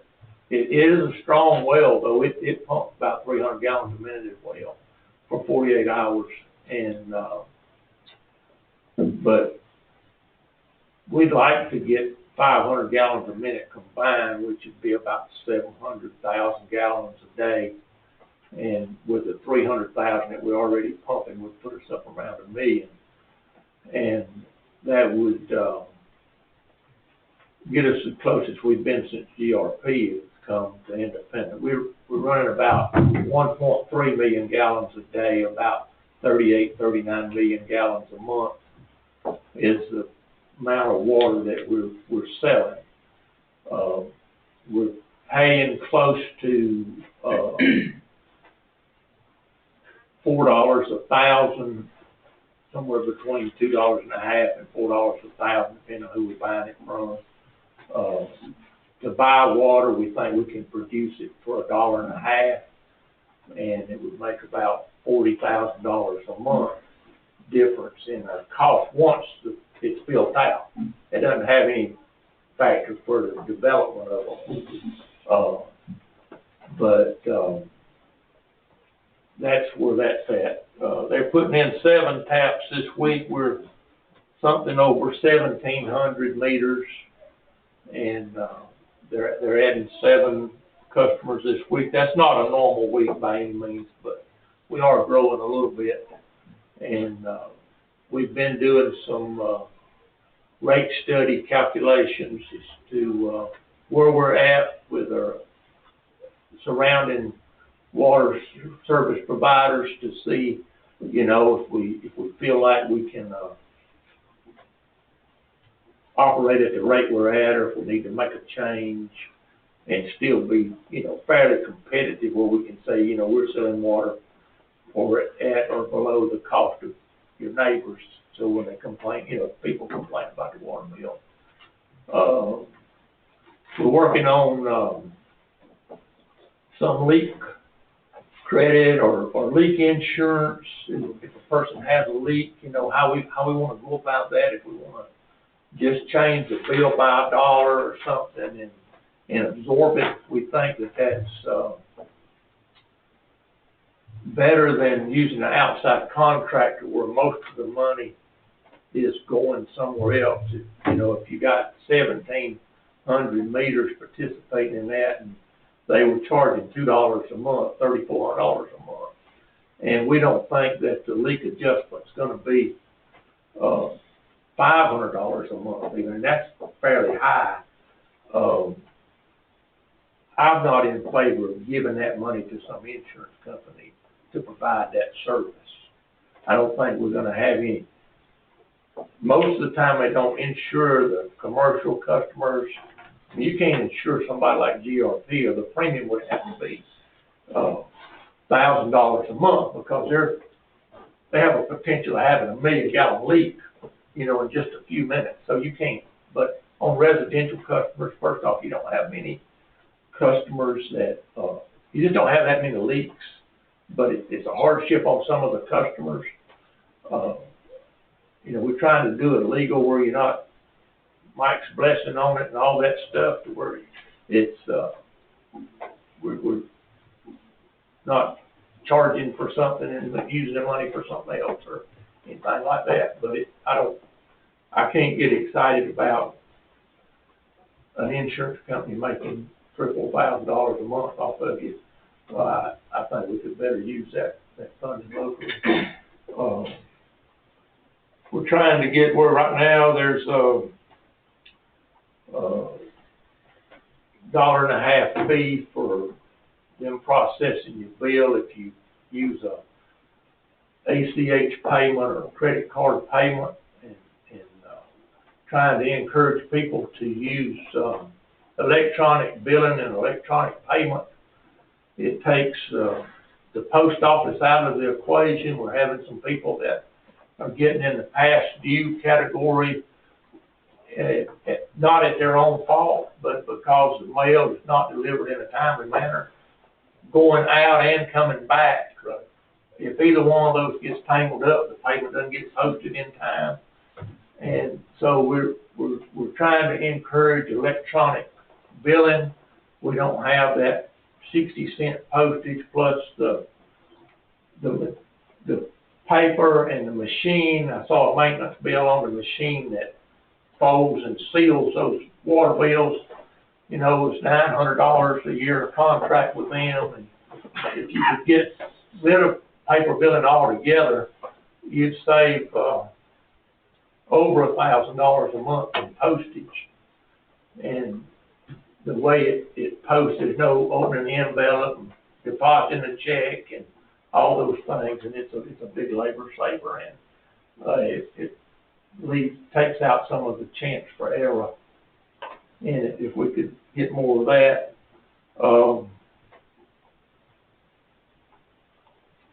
Like I say, once we get the 72 water line funded and installed, that'll give us a connection with the city of Comer to where we can back them up in an emergency. They would have to pump water into our system if we were going to buy water from them, but I don't think they have a great deal of surplus. But it would give the citizens of Comer something for their money that they pay toward the industrial development authority. They would have that redundancy in both a fire or some event that they lost water. And that would give us an opportunity then to test and see about putting a well at the feed mill online, pumping into the city or the county water system. We met with the city of Commerce last week and trying to get a renewed contract with them. You know, all the water that we buy from other governments is their surplus water, and it shrinks every day. And they'd much rather sell their water for retail than they had wholesale.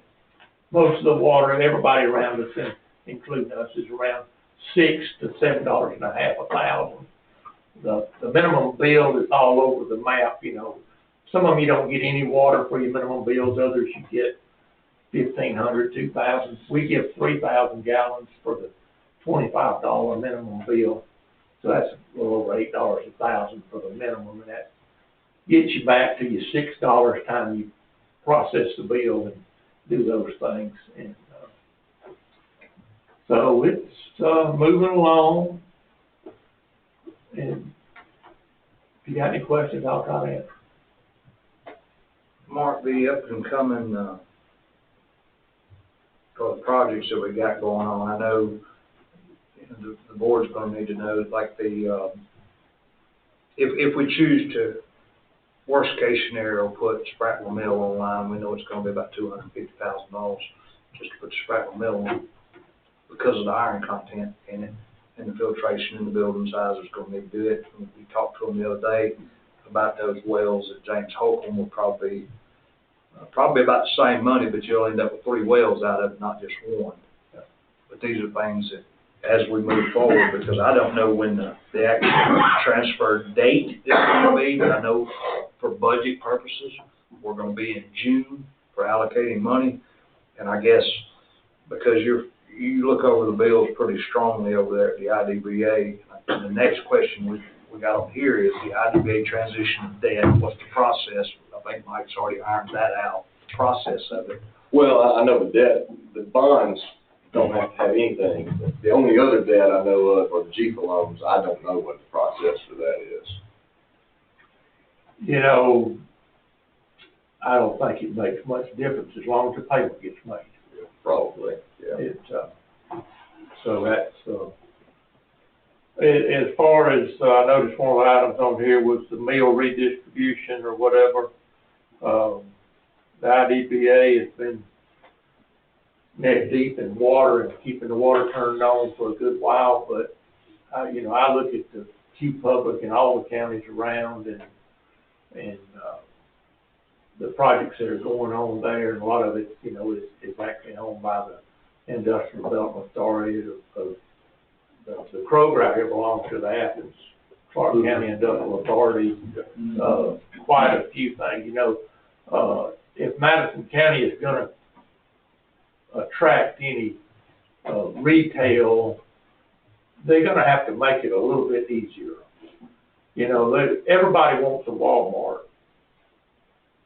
They want the revenue from a Walmart. They may not want a Walmart, they want the revenue from a Walmart. But Walmart's just not gonna jump through a lot of hoops. You know, they got plenty of places to go. If we want that revenue from that or something like that, we're gonna have to court them a little bit. And we're gonna have to make it a little bit easy. You can't just, we don't have the demand like at 316 to where they know they're gonna make a boatload of money. You know, this is not gonna be their gravy store. And I think it would do well, but I think we're gonna have to work a little harder to get it.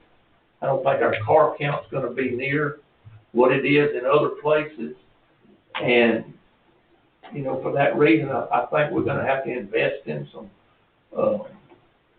commercial property that would serve that well, and then scrutinize who we want to be there. But when we decide we want somebody there, we need to be able to work with them. And working with them is not like saying, well, I can tell you who owns that, they pretty tight. You know, you're gonna have to have a little better plan than that to attract them here. And, I think we would be well served to have some real estate in inventory. You know, you're taking it off the tax books, but if you're interested in attracting something that's either of high value that would pay a lot of taxes, or either it's going to be a high volume retail that's going to generate a lot of sales tax. And, but now I've made this comment before, you know, GRP came here, the first year they paid $2 million for property tax, and my taxes went up. So I don't know how many of them I can afford. So after having the meeting the other day, because this will be part of what this board will have to be, I guess, brought up to speed on, is going to be a conversation we had with David South and Fuji, Bauer and Crumley. We're going to need to probably, if the county takes the IDBA over, water part, not IDBA, let me clarify, water part, we're probably going to end up looking for a John Phillips to be a full-time person, to be able to understand it. I think there's going to have to be somebody that heads up the direction of travel. You know, we only serve 15% maybe of the population or less, you know, up 72 and around the hole a little bit down the hill. And that's going to be just like the EMS station or fire station or 911. Somebody's got to pick the next direction. Rodney does a wonderful job of keeping the water turned on its tap. Right. But he can't be the engineer and design and going and looking for funding and keep the water on at the tap. You know, it's going to take somebody, you know, that, and they need, John does an excellent job and he's cheap. But he's just putting out fires. He's not doing any developing or anything. He's just putting out fires. If we've got to have something here, we got to have something there, he's doing it before he goes to bed. He's not worried about it at 8 o'clock in the morning. It's not his priority. It's just his spending money. And I think that we're going to have, you know, somebody that's ahead of the wheel. you know, moving forward, and most counties have an engineer. It don't just need to be an engineer, it needs to be somebody that's, you know, got an interest in water and developing. You know, we're looking up at the West End right now about how to serve Madison West or whatever it's gonna be up next to Mitch Seymour's, and we don't have but about 35 pounds of water pressure up there, and that's down on the street level, and they're talking about building up on a hill, you know, and every foot you go up, you lose a half a pound of pressure. You want to, you know, sprinkle buildings and stuff, and if we want to, try to get a big enough pipe, or either have more than one pressure zone in Madison County, to, Todd can share with y'all of the topo map. It's a real pretty picture of from blue at Carlton to red at the West End in the elevation of Madison County. You can just look at the colors and see, but we didn't engineer far enough out ahead of ourselves when we put the water tank up at the whole Sanford School. They actually drew that thing taller than it is, and it turned out in the flight path or the glide path to Bennett's Field, so instead of moving it, they just shortened it. And then a few years later, they decided they wanted 72, so they matched it. So you've got $3 million worth of water tanks that are a few feet too short, because our vision is short. And we could have took that same water tank that at whole Sanford School and put it up on East Commerce Road, and it would have been right, but it's sitting on lower dirt. But now you've got $3 million worth of tank or more that you've either got to have two pressure zones and have a different elevation up in the upper end, or so that would be more storage, you know, some other type of storage up there to get your pressure up, or pumping. Pumping is, you know, it's used a lot to increase water pressure, but it's mechanical and it fails. Gravity works all the time. But where do we start at? I think what to recap what you just said, and I don't want to put words in your mouth, Mark, but it doesn't matter whether the water stays at the IDA or comes to us. We've got to have an engineer and an executive, a manager for that department that understands water. And it doesn't matter where, what door you put the label under. That's right. You still got to have a person, right? You don't want to make more bad decisions, right? You know, because we've rolled up enough of those. They don't never quit eating. But let me say this, we say bad decisions, we don't want to make more bad decisions. With the vision that people had and were charged with at the time the decisions were made, they were good decisions. For that, 10 years, 15 years later, it's a bad decision. I mean, I can look at 68 years right now and tell you a whole bunch of those I've made, so. But the first tank was built at Madison Park to serve Madison Park. there you go. You know, and it did great for Madison Park. But we don't need to the continue second one was that. built to serve Whole Sanford School, and it does good for Whole Sanford School. But it sure does hurt when you need to serve water up at Midway. Yeah. And just an update for the board, we have met back with Carter and Sloot. You know, they won that initial little bid that the contractor we gave them to give us a high-profile view of what our water feasibility was going to look like in the county, but it was such a high profile, it wasn't really realistic to what we needed them to do. So we've asked them to come in and rein that in a little bit from a 1-year emergency plan to a 5 to 10 to 15 to possibly 20-year plan. And me and Mark's talked a lot about this, and it does look like that we're going to end up back on 2 pressure zones, which we were on different pressure zones, and then we went to 1 pressure zone a couple couple of years back, but as Mark knows, coming out of Carlton with about 300 PSI to get 50 pounds to Hull or 30 pounds to East Commerce. So we may be looking at that, and then, which potentially could be another tank, or constructing a new tank somewhere around East Commerce. And that's what the elevation differences was. We're at 600 and something feet in Carlton, ain't that right? And like 982, if I'm not mistaken, off of. I think it's about 924 up at, up around Midway. Our operating pressure's at, 982 above sea level. There you go. But when you get to 928 up there around Seymour's, that don't leave but about 60 feet or less than 30 pounds, to operate on. If you build a two-story building and you lose 10 more pounds, you're just barely making AWWA 20-pound minimum.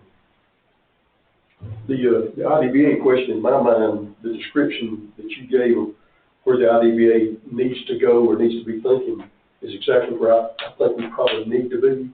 What I just need to know, or what I feel like we need to know is what that budget looks like for you to do that. So does it still need to continue to be, so if the water department comes out, and the IDBA just becomes the IDBA, so we're doing economic development and industrial development, and what does that budget look like to accomplish just that? So if you have an IDBA director, whatever supplemental staff it may need to be, and then whatever income is needed for you to accumulate the funds that you will expect to need to assemble the property over time that we want to assemble to make us ready for the kind of development we're talking about. So is that $1 million a year, or is that 1.5, whatever that number is?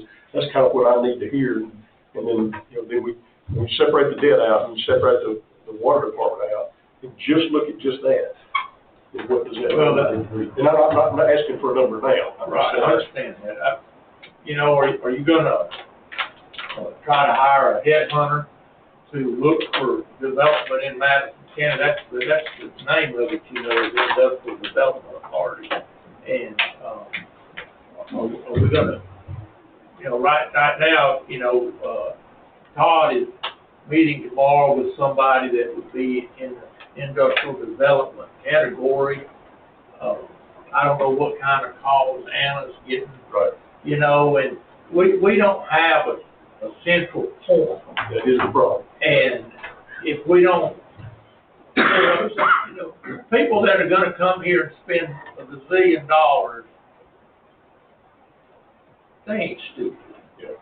They want some pretty straight answers about things, or they'll look somewhere else. Because, and there needs to be a designated contact point in Madison County, and if that's going to be the chairman, that's fine. If it's not going to be the chairman, I'm going to put you in touch with the right person to get you rolling. And if it's not going to be Anna needs to say, I'm going to put you in touch with the right person. Some person needs to know what the inquiries are and needs to have sense enough to say, that's good. Yep. Or I'm not sure about that one. And keep the ball rolling. Make these people feel welcome. If you want them, make them feel welcome to come to Madison County. As far as the inventory of places for them, we got to have some idea of what we're looking for, and then buy a piece of land that's suited for that development, and have it in. You got it. Everybody wants to get rich, and if they've got a piece of land and you take them a buyer, they might not can afford it. But Madison County as a whole has a means of recouping that investment. You might not get all your money back that you paid for that land up front, but if they're going to pay $500,000 a year sales tax, that's a good move. And so, but I don't know who that person is, but I figure they're gonna have a little bit of a premium. Yeah. And, you know, we've got a vacancy or so on the board. We need some people that are that mindset to, that's y'all's appointment, to fill that position. There'll be less emphasis on, or a lot less emphasis on water for the Industrial Development Authority, other than the fact that just about everybody that comes has some water demand. And so it still needs to be a good relationship. If you're gonna bring somebody in, you've got to factor in that development of their infrastructure to accommodate them, and that be figured in the calculation of what their true cost is and what their true benefit is to you. So that's in a different way, Mark, that one meal that's taken up now, how much of that one meal you think would be needed to operate the water department? All of it, and some more. I mean, that's the question. I mean, but that meal belongs to, or is set aside. I know. For the Industrial Development Department. But it will take more than that meal to operate the water department if you're gonna have any kind of growth and expansion. Yeah, but I mean, operating it now though, what I'm saying is, we're gonna have to whatever we do here. I don't know that the Industrial Development Authority, it depends on how eager you want them to be as to how you allow it to be funded. If you wanna see something happen, you're probably gonna have to leave the money there. Yeah. If you want it to just tootle along, then you can defund it and it'll just Tootle along. Well, if you want the water department to grow and expand, you're gonna have to fund it. Yeah. And that's just how it is. That's what as far as, you know, we gotta have a footprint of what we think the IDBA is gonna do. You know, a lot of places, they build buildings, I know. you know, and put people, you know, lease it out and sell it over time and do what they call abatements, where That's right. the first year they own 100% of it, and they sort of finance it over 10 years, so the part that you own, they don't pay tax on. The part they own, they pay tax on. If you want the Industrial Development Authority to move in that manner, they gotta have some money. Yeah. And we need to take a 5-minute break. I've been requested for a potty break, if you don't mind, 5 minutes. I thought y'all be done with me. Well, no, we ain't got yet. We ain't got to what?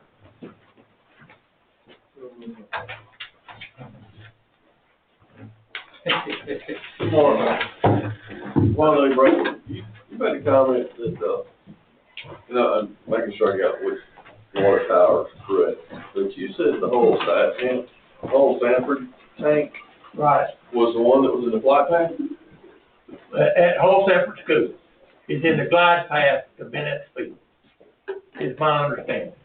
Because that tank was originally drawn to be at about 1,000, a little over 1,000 feet above sea level. And it was gonna be 200 foot tall and be in the.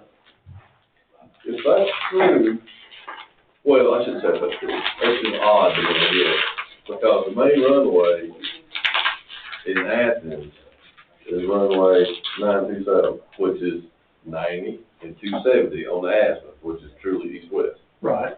And you got 220, which is at 20 and 200 degrees on the azimuth. And so from the center there, that school is in the apex. It's not in those runways. I can't answer that. That's the story. I'm just trying to get a picture of my. I understand. I can tell you from being out on the track every single day, You know, you may, but a small grass. I don't know if they circle in that circle or. Over on 72 will be more towards. that'd be more in line to the runway 220. But it's not one that was in question. It is lit, it's taller because it sits on lower dirt. Now, it may be in the, like the holding pattern. I don't know.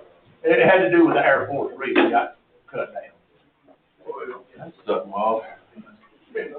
Another one thing to double check, because when that was built, he was working for us. Sometimes I would just question that. Sometimes you should just double check, I guess. Yeah. I mean, I'm not saying it's right, I'm not saying it's wrong, I'm just, it's, Might as well sit in here, Scott. the general direction is confusing a little bit. I've also been told that the high water mark in the two tanks is not level, so you're only getting 80% of one of them. That's another thing, I'll be double checking. Right? I mean, I'm not saying it's not right, I'm not saying it's not, you know. But I put a boot pump down in Morgan County one time, and when they turned the water on, the tank ran over before they turned the booster pump on. They thought it would only get it up. Just a little engineering, just a little adding and subtracting there, going down the road, it didn't work out. We're not the only. No, I get it.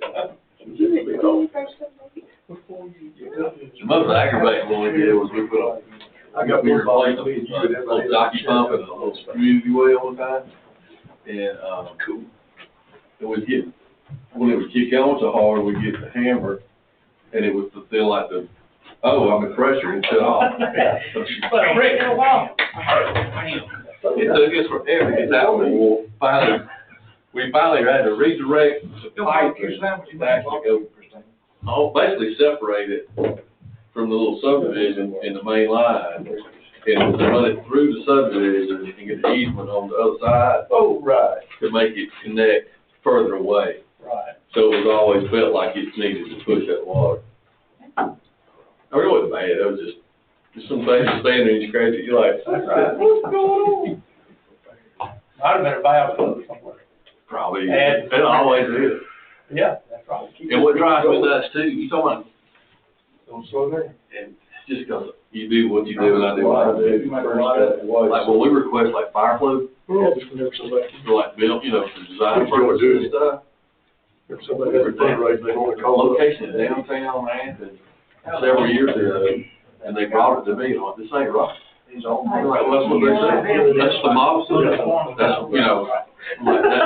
I don't care, well, they wouldn't feel tested, I mean, I don't care, if you're telling me we're gonna get like 400 gallons a minute at this location, downtown, Athens, just about, there's a problem, there's a problem. There's a valve closed somewhere, and they finally did it, before he retired, Glenn Coleman, who's been around for 30 years, they finally walked over here, and he was like, yeah, there's a valve closed somewhere.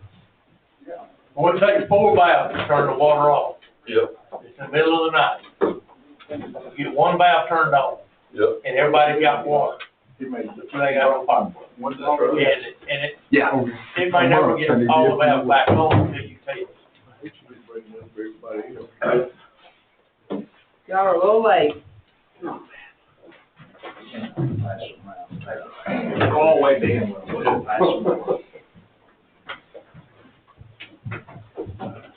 What are we doing here? Ice cream. Where'd this come from? Terry brought a cooler. Hey, my friend Terry brought it. Mark, you don't want to see one around Did you here. make that, did you get that? Every ice cream is known to go for. $100 a gallon. $100 a quart. What do you, $100 quart. Is it like cocaine, he's just giving us a free sample to try to get us addicted in? I'm expecting bids to be up next time. Right. Kind of more prepared. Lord.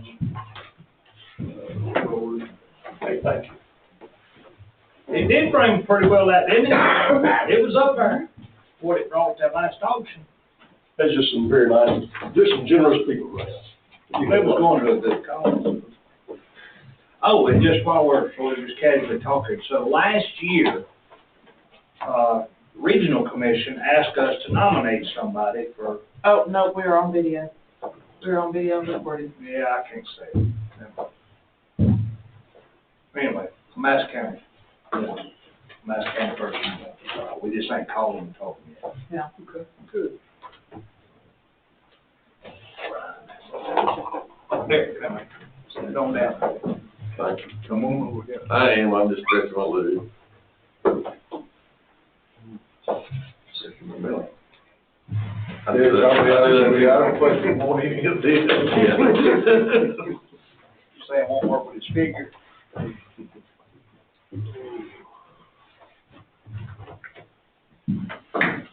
Really cool. I was sitting at the table with a gentleman that purchased, his quartz the other night, and it was humorous to me, if you would. Right after he purchased it, he was on the phone. And I said, "You reselling it?" He said, "No, I'm calling my wife, clean out the freezer."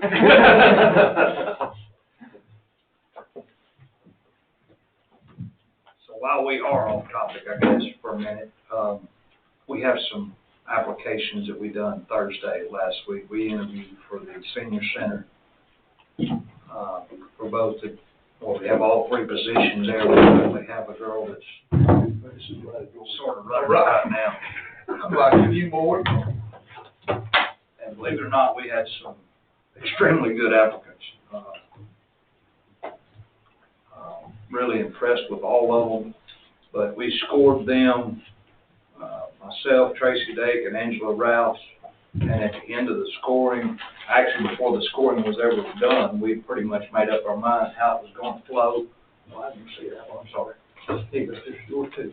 I was just holding that on you right there. Yeah. But,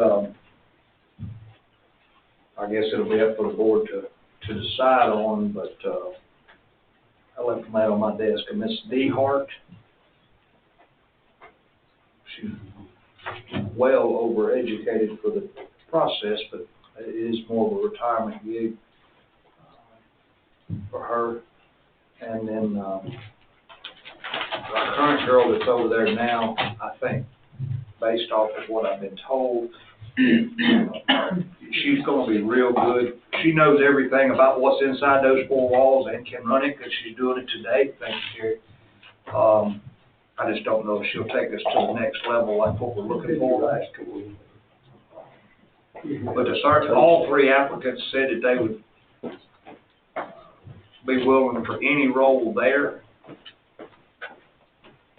So we could potentially fill all three positions within the three that we had that was very qualified. I do have a copy of the resumes if y'all would like to take them home and read them. You're welcome to. They're all pretty thick.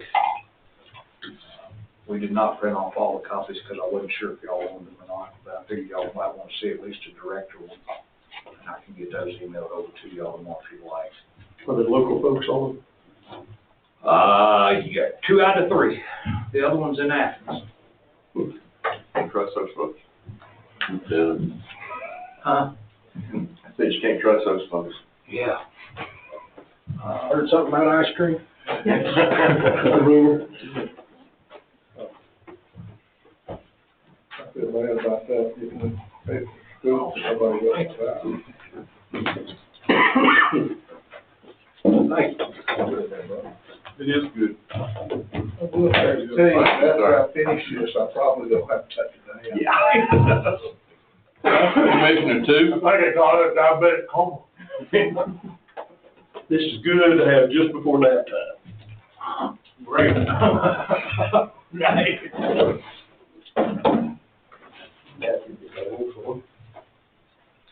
Well, I hope we can finish in How'd it another take hour. Yes, sir. That is the plan. Okay. Don't waste that, I'll take that one. This ain't even happening, you know. Because I'm already in trouble. Uh-oh. My wife, well, all I told her that we was having this meeting, she claims that, I got an email that claimed that she didn't know nothing about it, so. You're wondering where I'm at. You've been married long enough not to worry about it. Yeah. I got a ball game at 7:30. I'm getting old though, and I don't want her, I think everything belongs to her, so. That's the problem. You should have learned that a long time ago. Mm-hmm. It'd have made life a lot simpler for you. I know. Oh, thank you. Hey, brought him, girl. Then he just licked his, heel. Right. They just let me stay there. That's on a day-to-day basis.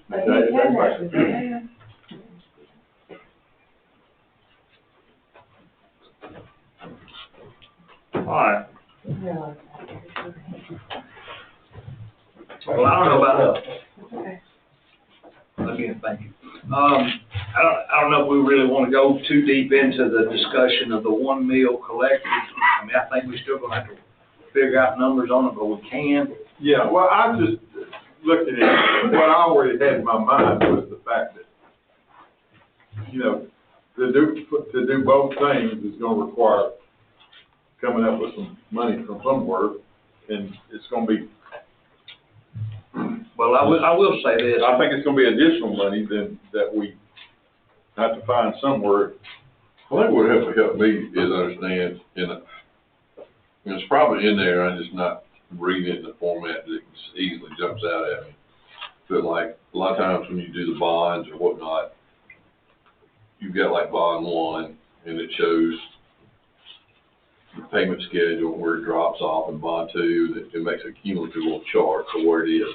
And if we can get those debts kind of aligned like that, and then we can see where that 1 mil value comes in at, plus the revenues, and just kind of see it stacked on top, it makes me understand it probably fairly quickly and fairly easily to understand, regardless. Right. When we do this, Right. this generally is what we need and what we think we might need to add to it for a director or other assets, and then. Just general operation of the water department, all that is debt service.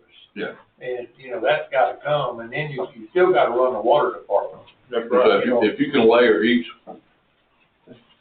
if you can cumulatively show what it is and what it adds up to be, because even like the annual operating, you know, it generally is the same. I'm just gonna say it's generally the same. But if bond 1 gets paid off in year 7, that creates value or a delta, which you can do something with that money. Yep. And you maybe protract out a good 10, 15, 20 year idea of what it might be to take. Amortization schedule. Yeah. Yeah, I mean, that's, Well, the fortunate but unfortunate part is we know what our past debt is because it's sitting there and we're paying on it. The part we don't know is what our future debt's gonna be, but with that being said, not in a negative way, but in a positive way, this deal at James Holcomb is probably the greatest honey hole we've hit yet for volumes of water. If it, you know, pans out. If it pans out, if it's all hypothetical, but if it does, it's probably gonna end up costing us some money to be able to expand the system, not to actually get those online, but it'll take us to a production rate somewhere around 70 to 90% in-house production rate versus 27% production? Yeah, around 30. Okay, so somewhere there, so if all the valves got cut off, we would still be self-sufficient. So that's probably the most positive thing out of this whole scenario. But knowing how to go the next day and continue on is definitely gonna have more acquired debt. But then again, you're gonna have enough savings to hopefully be able to pay that debt a little bit better. I don't know that you'll ever be caught up because of the previous debt, but it had to happen. I'm not faulting anybody for it, but we do have some, and I guess this is why I asked the question from Mark, about the engineer. Because the last thing I think anybody at this table wants to do is to back up 20 years, as we all were 20 years ago, and know that we were stale in the water department. And now that we're actually picking up momentum every single day, knowing that that momentum is going to come with a cost. Right, there you go. In a nutshell, that's what I'm trying to say. Do we have any kind of goal for where we'd like to see our distribution system at in 10 years? You know, are we trying to grow, or are we just putting out fires, you know, to something just like the golf course or whatever, you know? And we stood our ground on that, you know, if they ever get here, they're paying their own way. And we probably should have done that on a few other things over the years, but it's you gotta sort of know what you want to achieve to have a budget to how to achieve it. well, yeah, I don't, but I think it goes back to Todd here, I mean, I ain't seen any financial figures that tells me, like, what the status is. I know we're making the payments, okay, but, and what are the operating costs? I don't even know what the operating costs are for the water part of it. You know what I'm saying? Not just paying off the debt, but for just operating the water system, you know? What's that? How much is that? You know, we talk about converting it over and we take it over. You know, how much is it? How much does it take? How much of it is just running the water department and not servicing the debt? I think that's what Terry was talking about a while ago. But we need to see that. Do we have that in the auditors? I mean, is it in the audit findings? Can we see it? Is it going to show us? It's broke down like that? Oh, yeah. Okay, so that's what I'm waiting on. Yeah. I don't know when we're set to receive those, the most recent audit. It may be, it'll probably be 3 or 4 months before we actually see Oh, it. it's put off a, a line item. Oh, sure. Yeah, but, Yeah, projected, we get one every month of every penny that comes in and goes out. Yeah. But I think it's somewhere between the attorneys and the auditors. I can't read it. Yeah, well, I understand that, but once we get something like that, then my way of thinking is that we can sit down and then figure out, okay, there's gonna be some immediate needs, and when converting the thing, we gotta make sure that we convert it in, that we're all of a sudden, where we got the funding from to do that, then we have to decide on what are gonna be the objectives of the IDEA.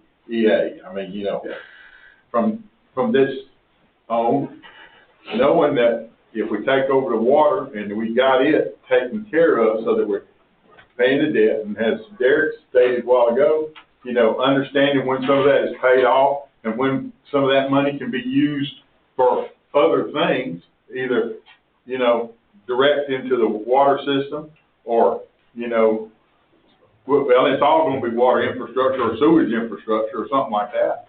So, it's just, I don't have enough information here to even know what we're doing. To me, the centerpiece of the conversation needs to be the direction that the IDVA is going to go in, because at the end of the day, all the debt that they have on the books that's been incurred or will be incurred through grants, loans, or whatever, is still our debt. That's right. It's the county debt. Yeah. We're not going, when we say we're assuming debt, we're not really. We are the guarantor of the debt, one way or the other. When you say the direction of the IDBA, do you mean the direction of the water and sewer system?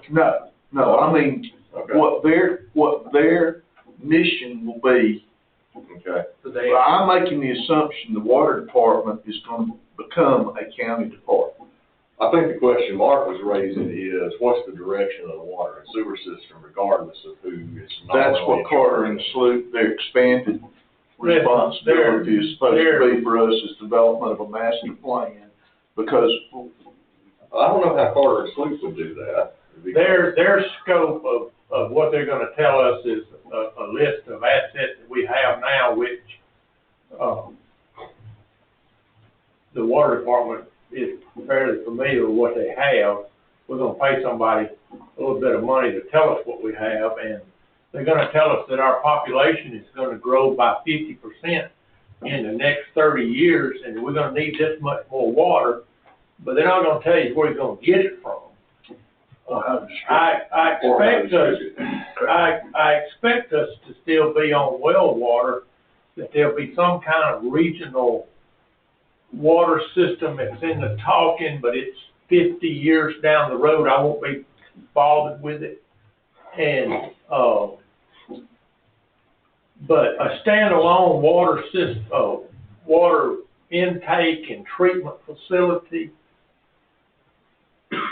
the bare minimum is 25 years, and today's dollar, 100 million, by the time you got it done, it'd be 200 million.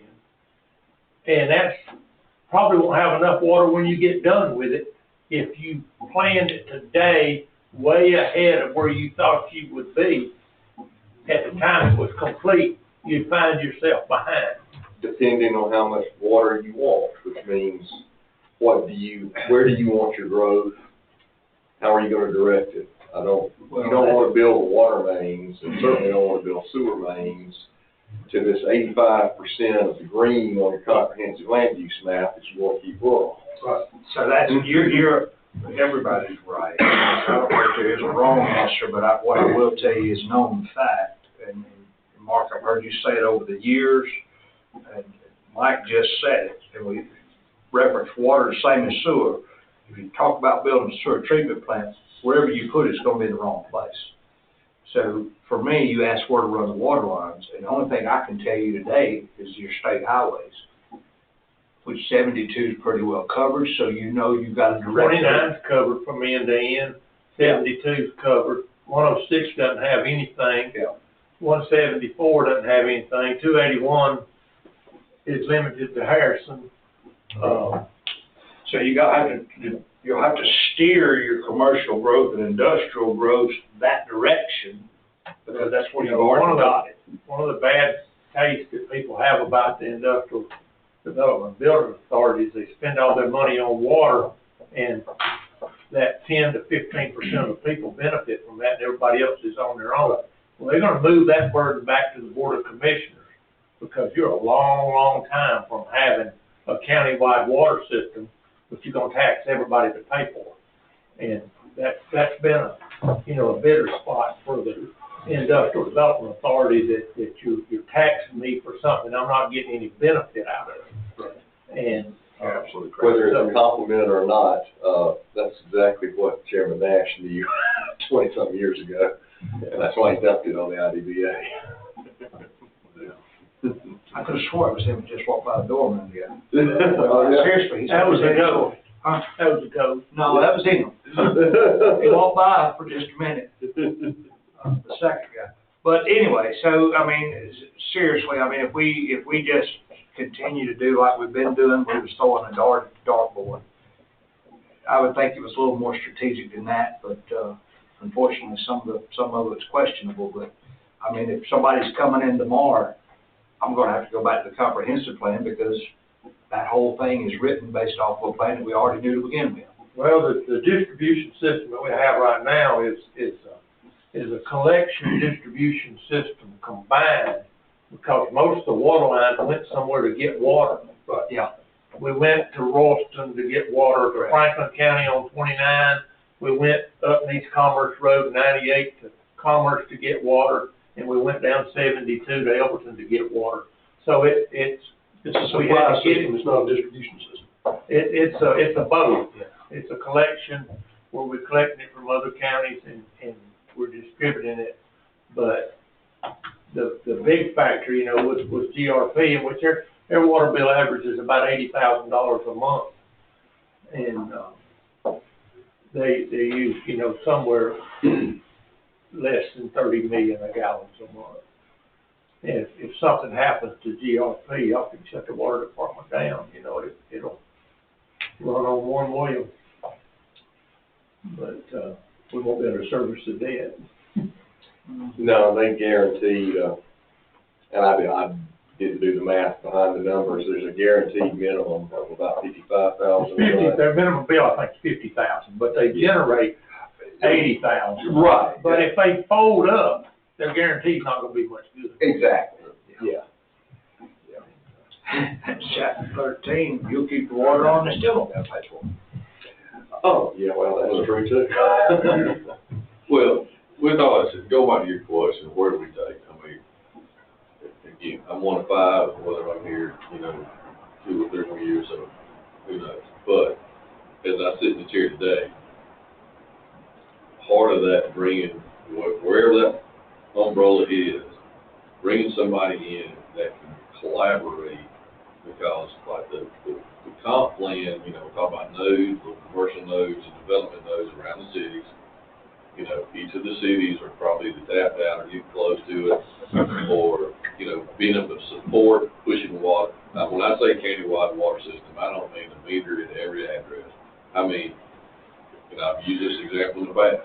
When Colorado, Ace Hardware, burnt slab up, they wasn't a drop of water coming out of the car. I mean, so we gotta be able to either say everybody's on their own island and we gonna shut the doors and be nothing about it, or we can push water to different community nodes and let that be developed. Like I said, with the systems already on some of the major highways, that's enough. We need to, finish our triangle, Isla, and that's where development's going to go, where it needs to go. And then you just put in policies where you can't tap in anywhere else. That's the zoning part. That's the zoning part of it, but actually it comes, typically the zoning works off of the infrastructure. Yeah. It's already there, but we're so limited that you can't hardly do it that way, where you don't have to grow it a little bit. But long term, so your zoning ordinance will tell you have basically you have higher densities where you have more infrastructure. So over time, so you build that, you have to hold the line and say, you can't build this subdivision right now because the infrastructure is right now, but we're in the process of putting infrastructure there. So don't go over to the 85% of the green and buy something there. We're putting this water line in. Wait 6 months, get it in as fast as we can. So that's where the development goes. You're not going to be able to beat them away from Terry's Farm, but we can attract them to the places that you want. All right, so we're gonna try to move on down this list. That look, Christina, because I forgot to call somebody back on that look I made a minute ago, because I forgot to call somebody back.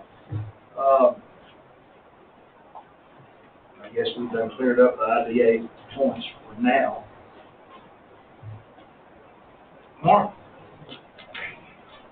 project structure, standard, SOPs, we know that, Mike knows that he's going to have to write a lot of procedures when it comes under the county, ordinance-wise and SOP-wise, because we all know we're lacking on those over there. But we'll get that. That's transfer of water lines, vehicle equipment, all that. To me, that's a simple step, but we left it on here in case there was any discussion of transfer of water lines, vehicles, and equipment. Employee structure, department head role, some of that is going to have to be worked out because there's a different retirement plan there versus what we have here. More of an HR finance situation. I don't know if the board really needs to go on with that part. But Mark, before you actually leave and go home, because I know you're ready, IDBA they contribute with it, $15,000 to the chamber. No, I think it's 20,000. It may be 20,000. I'm sorry. IDBA chamber amount. The board of commissioners give 15. We actually give them more than that. Nobody gives anything. It's contract service. Correct. Contract for service. Yeah, for legal reasons, that's what we're talking. I'm just going to pick. It may be 20,000. I think the IDBA was the largest contributor in the Board of Education. Was the least. I think it was 2015-10, and it makes 35,000. And then when she moved in, when the Chamber of Commerce moved in to the board building over there, they made that an in-kind service. Part of their, so they're paying theirs out in a rent type of deal. So it's still $10,000 plus. I think they changed, they have to do. I don't think it's any cash transaction. I think it's houses. They no longer gonna house them, or we can do buildings, so they may come back into a cash, transaction at that I time. forgot about that being on that page. I apologize. I wouldn't ask it. I forgot about it being wrote down. But is there any question from the IDBA standpoint that you might need to ask us, that you're going to need to go back and relay to Ben or Rodney or Gene or anybody like that? You have anything that we might be able to answer for y'all? Well, when you said that the pension was different over there, and I was involved, but I've slept since then, about it's a employee contribution match and all that stuff, and is that gonna be close to dollar value with the county, or is that gonna cause a rub with the employees? You know, that's just something you gotta work out with the employees, is, you don't want them to leave. Yeah. Over a nickel, cause it's gonna cost $1 to replace them. Yeah. And stuff like that, vehicles and all that stuff, it all belongs to the county one way or the other. It's just under a different department. Debts is really the same thing. I don't think that there's any, major roadblocks on, as long as the debt's serviced. The personnel will be if there's any negative impact, the personnel will be your most contentious part of it. Cause people take their personal stuff personal. And, but I don't, you know, then you just got to, you know, decide it will knock along like it is. It's servicing the debt. You know, we've been getting some sales tax, we get some ad valorem tax, and the ad valorem tax is earmarked to the IDBA, but it's being spent on water. If you want to continue spending it on water, but you want the IDBA to prosper and bring you back return on investment, you've got to have an investment in it. And so that's extra money, you know, that you gotta come up with, because the IDBA I think has done fairly well in the last 5 years with the water, but we hadn't had time to focus on it, and we really hadn't had the mission of focusing on industrial development, building, and stuff like that. You know, when you meet an hour or two a month, it's a limited amount that happens. And I think there's some good opportunities for us out there. It costs some money, and you got to decide what your investment level is going to be. If you're going to expand water lines, you're going to have to decide what your investment level is going to be, and figure out a way to fund it. And if you don't put much into it, you're not going to get much out of it. If you put some into it, you would like to see some return. And I think either one, the water department or the IDBA, is capable of producing good things, but you don't get what you pay for. Appreciate you taking time to come hang out with us tonight. Well, I got some ice cream out there. Yeah, if it wouldn't been fat, it'd been a total waste of time. I appreciate it, buddy. It was real good. And, It did soften the blow some. it did. Anything else at any time, feel free to call. Thank you, Walt. Yeah. I know it's not easy for all of us. Sometimes it's all right. How long was the ice cream break compared to the rest of it? No. We're about to work more breaks than that. Yeah. See y'all. See if you got one of them Franklin boxes on the truck. Yeah, I don't want you to be out of water.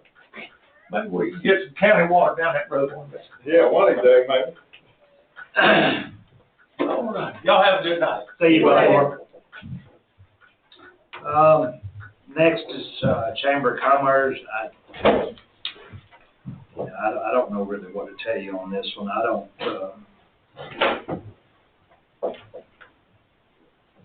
these are good bullet points. The Chamber, better understanding of how to improve the partnership. I mean, I think we've got a pretty good partnership currently. There's a lot of communication through emails, I guess you could say.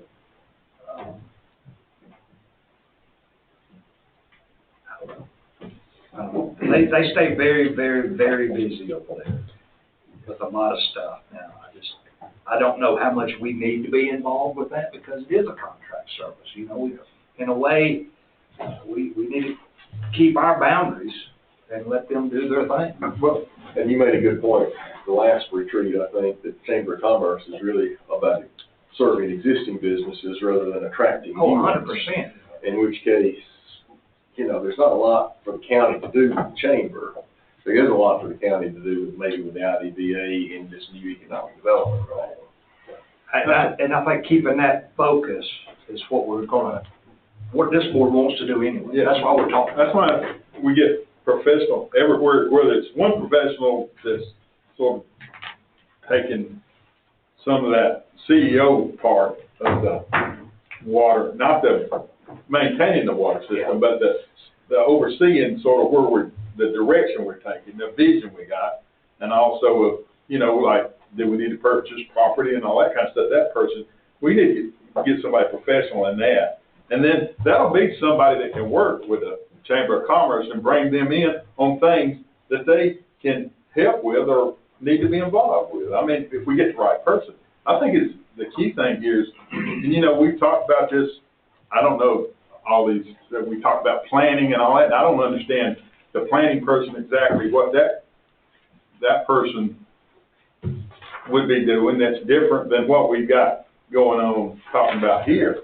So maybe we need to hire a professional that is sort of, you know, that we need to give the direction and the vision to them and let them go out there and do it. But we got to get the right person. And I think that's going to cost money, and that's where we're going to need to focus at. And, you know, Chamber, you know, we might I don't know if we need to contract with them for anything, really, or work with them, you know.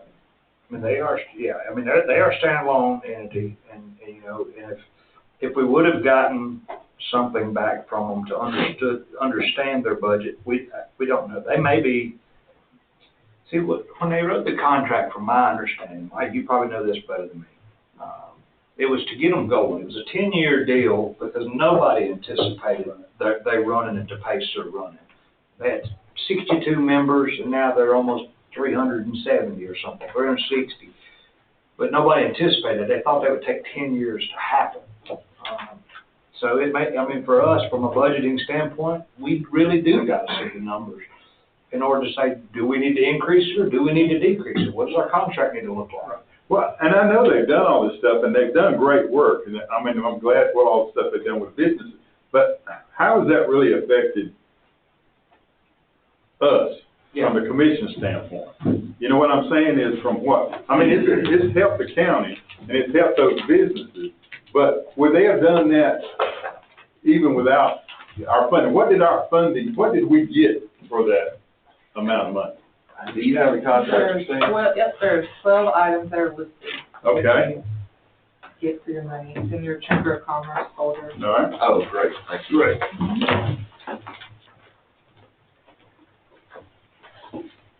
Like a cheap teacher checking to see you did their homework.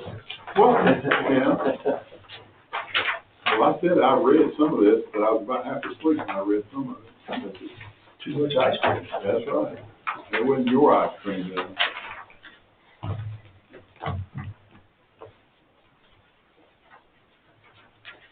Yeah, so it said, number 2, that the county authority and chamber would cooperate to develop specific plans and tasks for the chamber liaison, and that's what this funding went for, which I guess was Ann Strickland's position, to carry out and pursue the business and economic development. Chamber provide quarterly updates on goals achieved and progress made during the preceding quarter and planned activities for the upcoming quarter.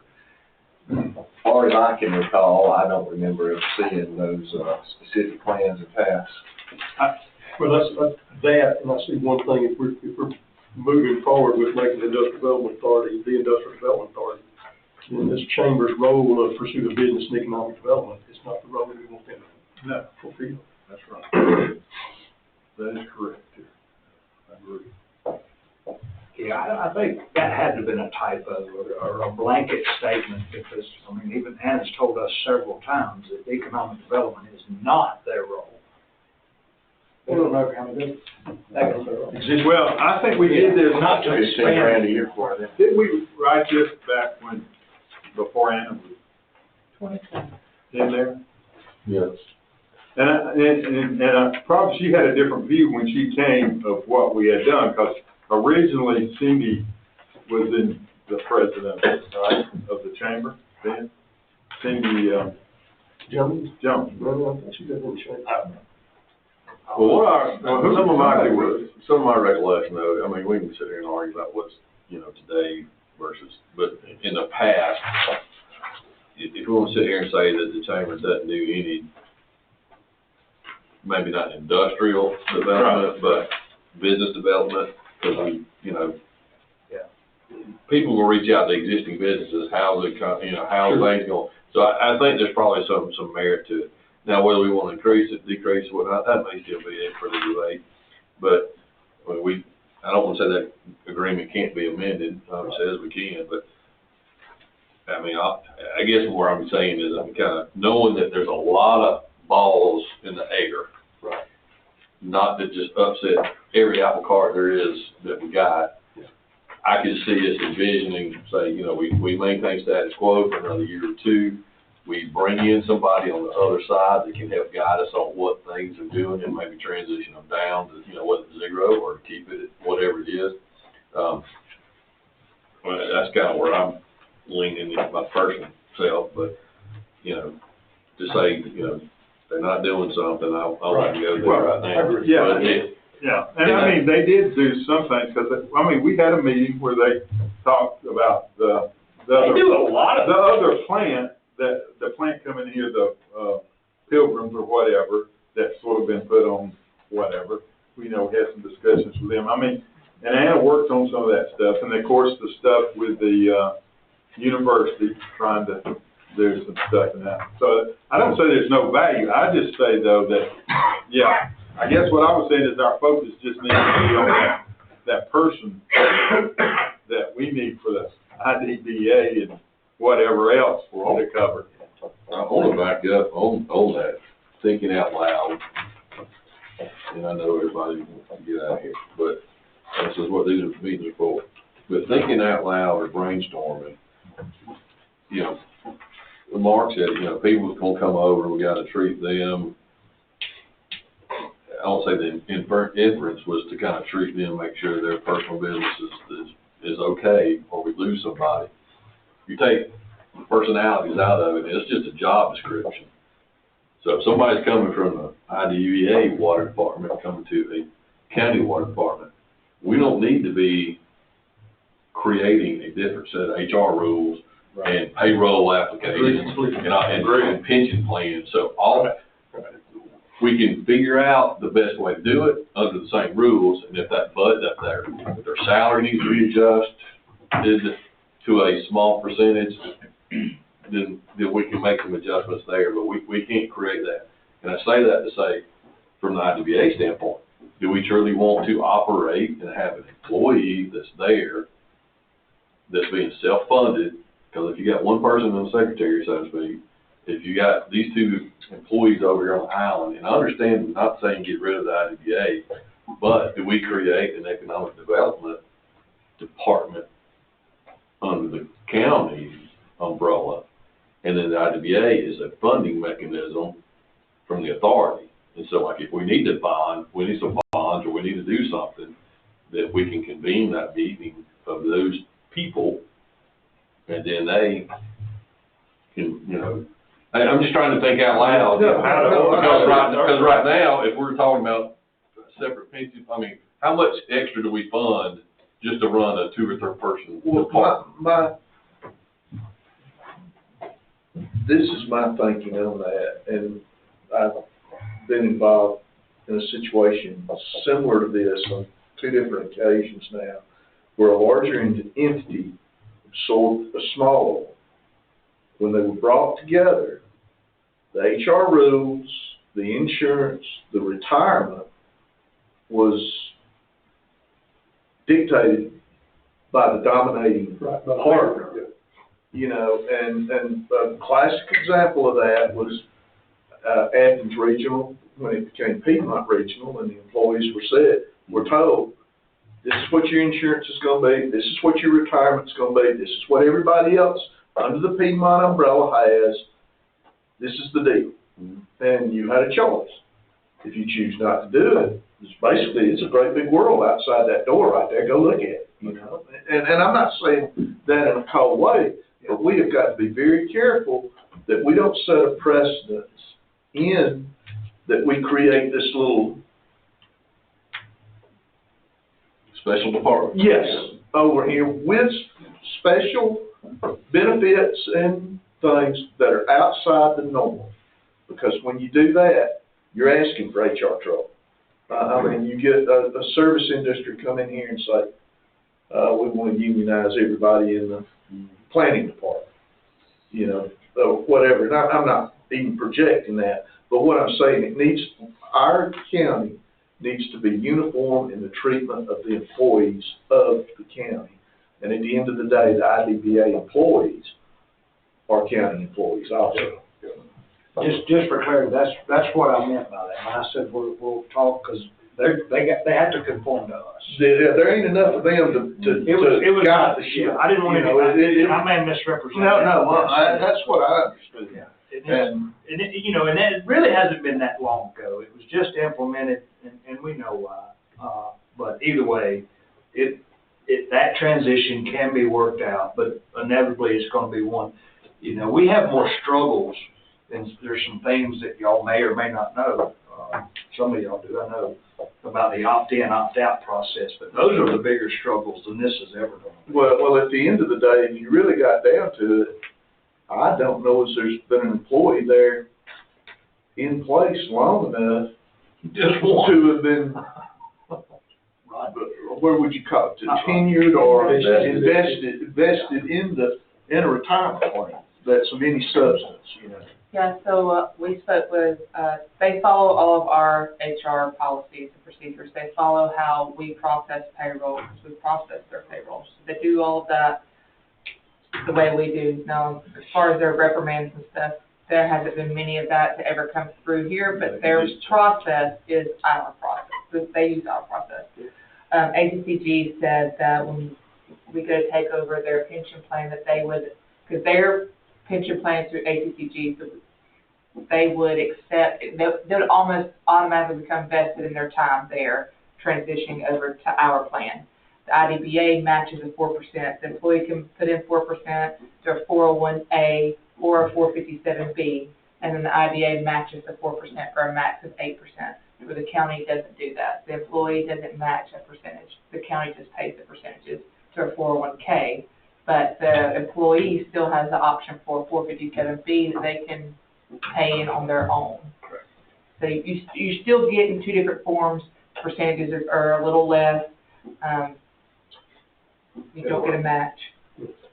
Their solution helps with a concern that I've had, and this is not a concern I have with this seat board or that current seat board. My understanding of the current IDBA, as it is structured, they have taxing authority up to 2 meals. No. What is You have the taxing authority up to 2 meals. Okay, so they request it from us. On their behalf. Yeah. Yeah, but you don't have to do it. Yeah. Okay. You have up to 2 meals to levy for the benefit of the IDBA. Okay. Well, that So as solved long my, as we keep them- what I didn't want to happen, that just solved my concern. What I didn't want to happen is us get real close, say the IDBA says they want a meal, and we set up our tax millage rate based on what we think we want to run the water department, et cetera, and then all of a sudden the IDBA says, well, we want to exercise that other meal that we have, but that still has to come through us. Right. Yes. They're neither a levy nor a recommending authority. It's totally up to you. Okay. And that, It's just another way to label up to 2 meals on the tax bill. That's the same way with the school board, right? Not exactly, because the school board, you're basically, the school board and municipalities are pretty much bound to accept what they recommend, even though they're called recommending Yeah, they're authorities. recommending the vote. But the recommendation's pretty binding. That is not the case with the IDBA. Good. I mean, one of the reasons I was asking about or making the comment about like a development director, so to speak, under the county umbrella, is just, it just falls in with the paperwork. Yeah. I mean, they can meet with the IDA board, we can kind of keep them okay. functioning the way they want, or if we want them to function that way, I should say. Me and But- Jenny were a part of that committee last year that the BOC put together. That was one topic that was talked about a lot of the pros and cons and discussions of who this person actually works for, if it's the IDA or the BOC. So they're gonna work for the BOC, regardless, right? Well, see, that was one of the talking points that we had, and I appreciate the citizens that have spent so much time with the IDA and helping to develop the IDA, and what has gotten us as far along as we stumble along to now. But at the end of the day, what concerns me very much so with the IDA, in my observation of it, is they have essentially wandered around through, it's been hit and miss by people, driven by people on their board who weren't elected by the people of the county. You see what I'm saying? And then, then you get a comment from somebody, well, the IDBA works for the Board of Commissioners. Well, the employees do. The members of the board, while we may appoint them and we may approve them, what they decide to do over there is what currently is what they decide to do. And I don't know, and Mike would have to clarify this one, I don't know that we would have any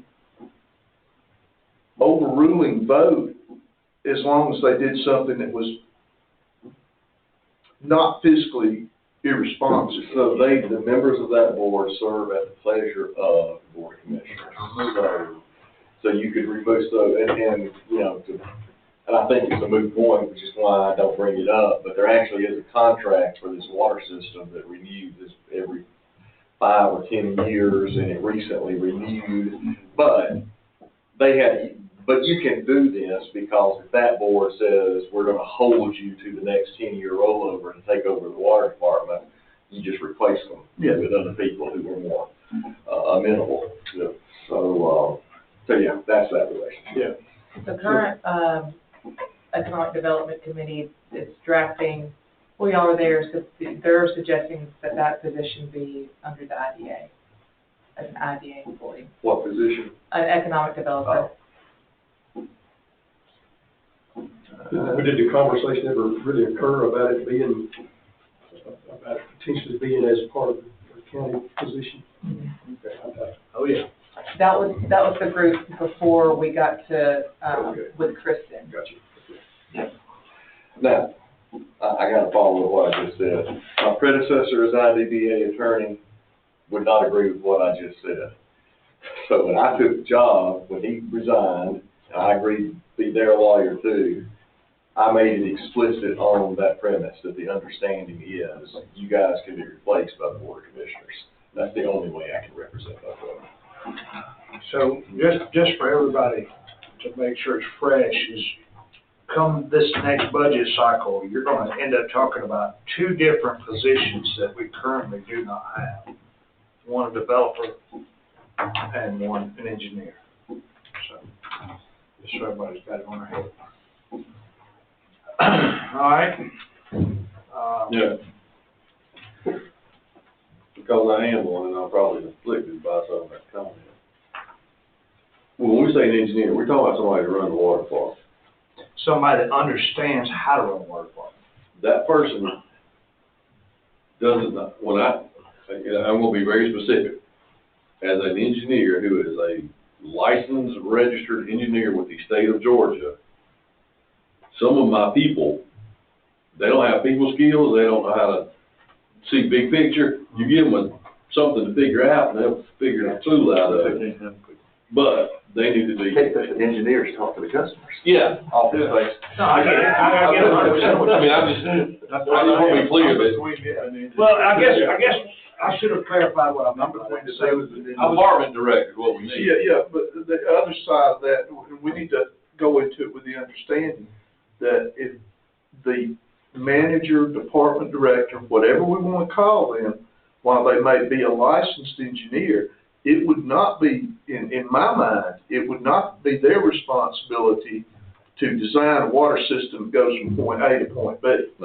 They would be ultimately responsible for going out and saying, yeah, it's from point A to point B, but they would not be somebody that would be like a John Phillips that we would call and say, we're gonna run a water line from Highway 72 to the feed mill, give me a set of drawings. That is not the role that this person. I mean, of course, I gotta have experience and understanding and all that kind of stuff. I'm not saying they don't, and a lot of engineers can't, I'm just saying. Yeah, it's not uncommon for, I mean, I'm looking up because I thought he was, Oconee's Director of Public Works is a PE. A lot of them are, I don't disagree with that, I just wanna, and I would probably fight for one that is, No, I mean, I agree, I probably. I just know some of my people, so I work for. Well, we just need to write They used to work for Ford. we can, when we, In this economic development folder here, this is the slide they talk about the pros and cons of that group. but, I mean, we specify what we're looking for, like, I mean, we want an engineer, but we want the engineer to have the skill set, right? Yeah. That's what we need to specify. But to expand on what Derek talked about, you can, in this, and there's some financial advantages to looking at it this way. You can ask in the job description, you can ask for somebody to have a degree in engineering that doesn't have to be a PE. Mhm. And there are some economies in that also. Yeah.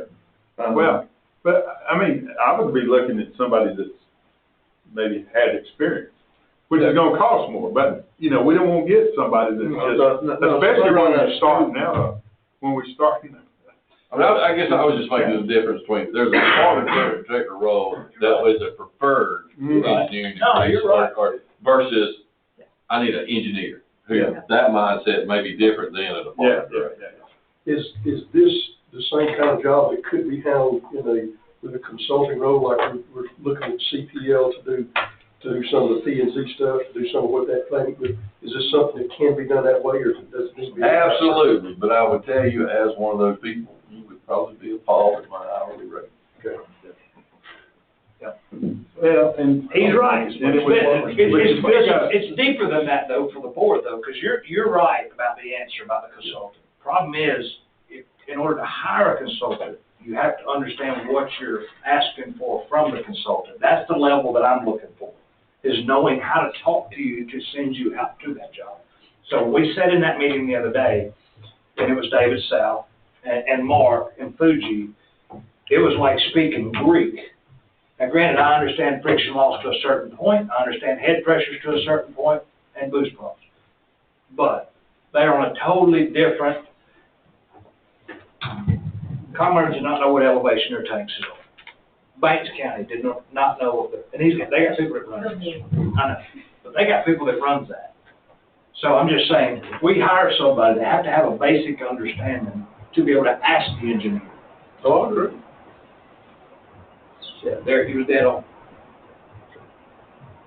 All right, gentlemen, do we want to go any further, or you want to call this a wrap? 3 hours is about as much as our attention span will take care of. Just put it, Bring that ice cream. Yeah. I will say this, gentlemen, I think we've accomplished much more this evening. There would be a better celebration. Yeah, I wanted to apologize. I guess the first meeting that we had, I was probably just trying to read, just to try to familiarize y'all with the topic, hoping that the second one would be for clarity more so than the first one. So that may have been my delivery on the first one. But yes, we did accomplish a lot. We don't survive. Maybe you should bring ice cream. Well, I think it sort of set the tone. It did. Think about it. That was the goal. Did it not change? The two regularly scheduled meetings. That's what. Oh, yes, okay. So I spoke to Mike, Commissioner Doster and the chairman will be out of town May the 6th. So at our next BOC meeting, I put on the agenda today for the board to appoint a chair pro temp. That's right. That will just facilitate the meeting. And then Mike advised us that, or advised me to y'all, that every vote that we take, the board members will have to be a unanimous vote. requires. And so, three. and you were the May 6th. May 6th. And so the May 6th meeting, though, we're gonna try just to keep it. Yeah, I think we've only got 4 planning and zoning items, that's what's coming. Yeah. And I'm pretty sure I only have 1, maybe 2 BOC items that's on the agenda so far. Okay. She mentioned that, I don't know if y'all have observed, we were very concerned and still don't know the right answer on the 4 acres versus 2 acres. That kind of is, that's not boiling like it was. That means anything. We thought we were gonna take the shore and knock me down. I don't know. So the board will appoint, someone Okay. Monday. It's probably gonna be seniority too, just saying, I'm just kidding.